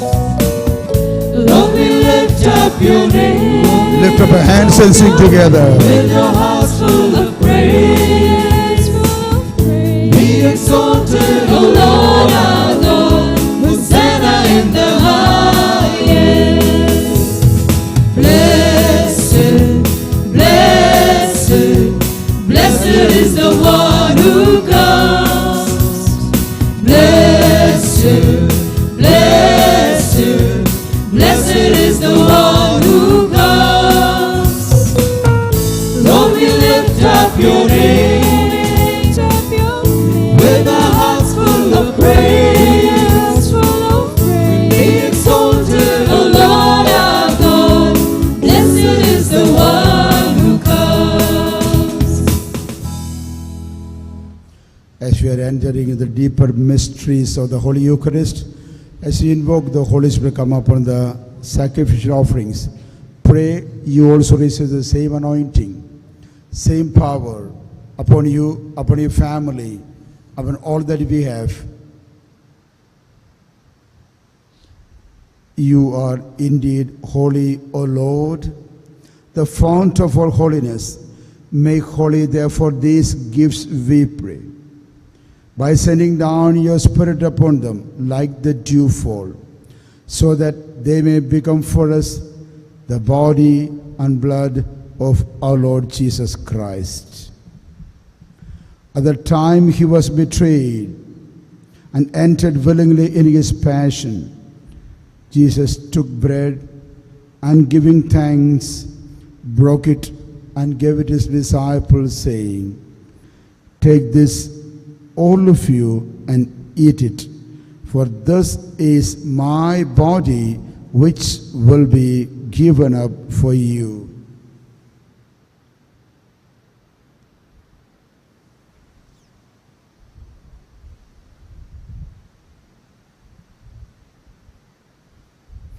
In a similar way, when supper was ended, he took the chalice, once more giving thanks, and gave it to his disciples, saying, "Take this, all of you, and drink from it, for this is the chalice of my blood the blood of the new and everlasting covenant, which will be poured out for you and for many for the forgiveness of sins. Do this in memory of me.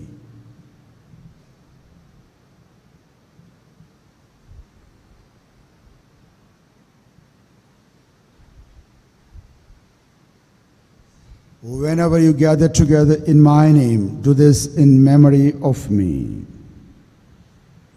The mystery of faith. Dying, you destroyed our dead.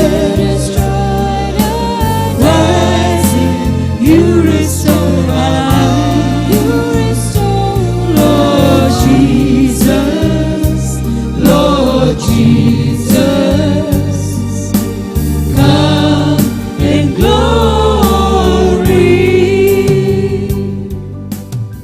Therefore, as we celebrate the memorial of his death and resurrection, we offer you, Lord, the bread of life and the chalice of salvation, giving thanks that you are held as worthy to be in your presence and minister to you. Humbly we pray that partaking of the body and blood of Christ, we may be gathered into one by the Holy Spirit. Remember, Lord, your church spread throughout the world and bring her to the fullness of charity, together with Francis our Pope, with Peter Paul our Bishop, and with all the bishops and the clergy. Remember also our brothers and sisters who have fallen asleep in the hope of the resurrection, and all who have died in your mercy.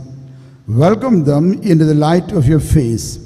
Have mercy on us all, we pray, that with the Blessed Virgin Mary, the Mother of God, Saint Joseph, blessed spouse, and with the blessed apostles, all saints who have pleased you throughout ages, may we merit to be co-heirs to eternal life, and may praise and glorify you through Christ our Lord.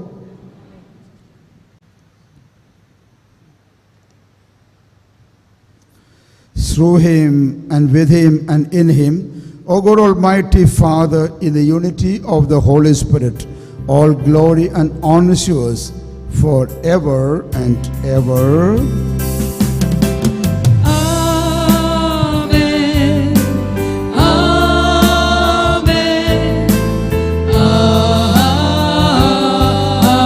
Amen.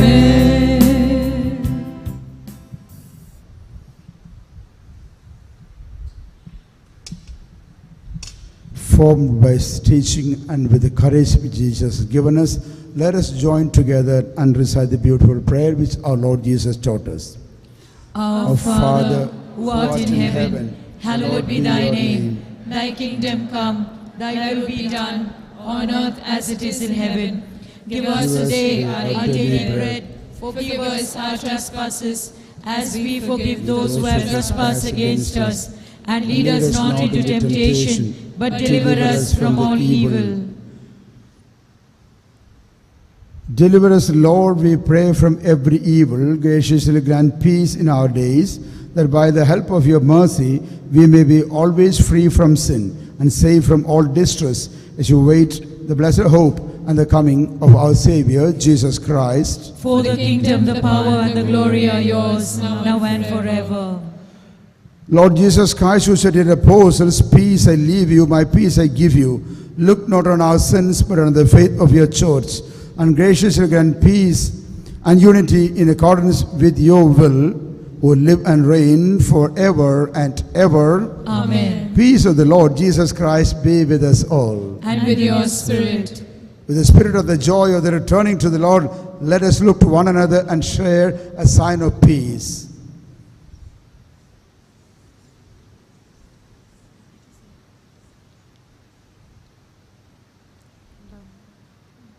Lamb of God, you take away the sins of the world, have mercy on us. Lamb of God, you take away the sins of the world, have mercy on us. Lamb of God, you take away the sins of the world, grant us peace. Behold the Lamb of God, behold him who takes away sins of the world. Blessed are those called to the supper of the Lamb. Lord, I am not worthy that you should enter under my roof, but you only say the word, and my soul shall be healed.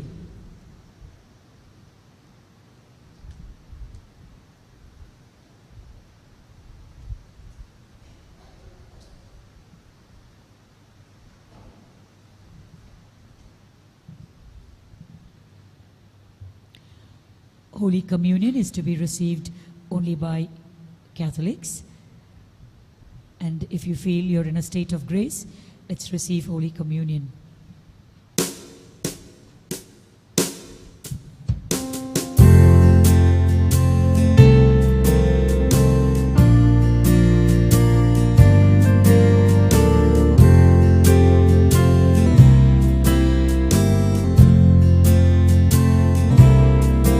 On a hill far away stood an old rugged cross, the emblem of suffering and shame. And I love that old cross where the dearest and best for a world of lost sinners was slain. So I'll cherish the old rugged cross till my trophies at last I lay down. I will cling to the old rugged cross and exchange it someday for a crown. The old rugged cross, so despised by the world, has a wondrous attraction for me. For the dear Lamb of God left His glory above to bear it to dark Calvary. So I cherish the old rugged cross till my trophies at last I lay down. I will cling to the old rugged cross and exchange it someday for a crown. May that old rugged cross, stained with blood so divine, a wondrous beauty I see. For it was on that old cross Jesus suffered and died to pardon and sanctify me. So I cherish the old rugged cross till my trophies at last I lay down. I will cling to the old rugged cross and exchange it someday for a crown. Soul of Christ, sanctify me. Body of Christ, save me. Blood of Christ, inebriate me. Water from the side of Christ, wash me. Passion of Christ, strengthen me. O good Jesus, hear me. Within your wounds, hide me. Never let me be separated from you. From the malignant enemy, defend me. At the hour of death, call me and bid me to come to you, so that with your saints I may praise you forever and ever. Amen. Let's close our eyes for a little while. Remain in the presence of the Lord, examining our lives, primarily thanking the Lord for this Eucharistic celebration, that in the Holy Communion Jesus came into our lives So we welcome Jesus. We welcome Jesus in our lives. He comes with blessings, gifts, healing, miracles, unexpected miracles, unexpected interventions in our lives. The Lord is comforting many of you, my brother, my sister. Those who have been living in great sorrow or sadness, the Lord is comforting you. He is a comforter. He says, let not your hearts be troubled. Believe in me, also in my Father. Claim the promise of God, John 14:1. Some of you with the severe abdominal problems, digestive problem, maybe ulcer or cancer of the stomach or intestine, the Lord is healing you now. Some of the ladies with the hemorrhage, bleeding, polycystic ovary, ovarian cyst, uterus problems, Lord is blessing you. 3 ladies who are having a problem because of certain problem in the lining of the uterus, you had more than 1 miscarriages. Through the great blessing of infant Jesus, you are getting the blessing to be a mother. Somebody having severe pain on your left shoulder, you are not able to lift your hand up or turn it backward. Receive the healing in the name of Jesus. Because corn in the foot is giving you pain and affliction, take a healing in the name of Jesus now. Looked for a job abroad, it was being blocked a few times. Now you will see your windows are open for you. A kind of howling noise in the ears, not able to hear properly. Receive a healing in the name of Jesus in your ears. For nervous problem or severe headache, migraine, the Lord is healing you. Terrible nightmares, not able to sleep properly. From this dreadful situation, the Lord is giving you deliverance. You shall rest at my feet.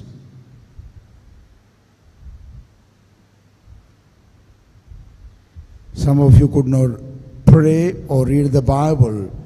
Now from that bondage, the Lord is delivering you. When you receive the Holy Communion, some of you with chest pain or physical ailments, the Lord has healed you. Believe it and claim it for you now. Amen. Hallelujah. Hallelujah. Hallelujah. God loved us and He sent His Son as expiation for our sins. Let us pray. Having received this pledge of eternal salvation, we pray, O Lord, that we may set our course so well as to attain the redemption you promise through Jesus Christ our Lord. Amen. The Lord be with you. And with your spirit. May Almighty God bless the Father, the Son, and the Holy Spirit. Amen. The Mass is ended. Go to love and serve the Lord. Thanks be to God. Come back also.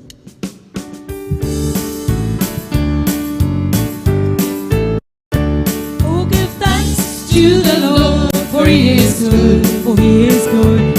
Oh, give thanks to the Lord, for He is good. He is good. Oh, give thanks to the Lord, for He is good. He is good. Yes, eternal is His love. I will sing to my God, never ceasing. All my life I will tell of His wonders. He's the maker of all earth and heaven, of the oceans and seas and all they hold. And oh, give thanks to the Lord, for He is good. He is good. Oh, give thanks to the Lord, for He is good. He is good. Oh, give thanks to the Lord, for He is good. He is good. Yes, eternal is His love. And yes, eternal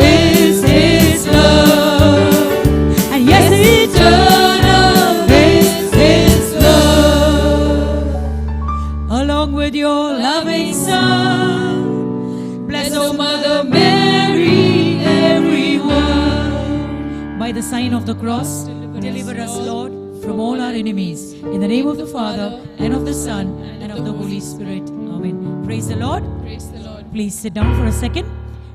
I'm sorry, I'm 5 minutes late. 1 o'clock we intended to give you all lunch. Lunch is ready. Don't worry, there's a little bit of sunlight there. We're putting a shamiana soon. So please, you can move out. 1:30 sharp. Whoever has finished eating, let's not loiter around. We'll come back. We'll start Way of the Cross at 1:30. So you can move out, have your lunch, go to the washroom, drink water. When you're finished, come in. Yes, you can move out. The tables are laid outside. Everyone, please have lunch.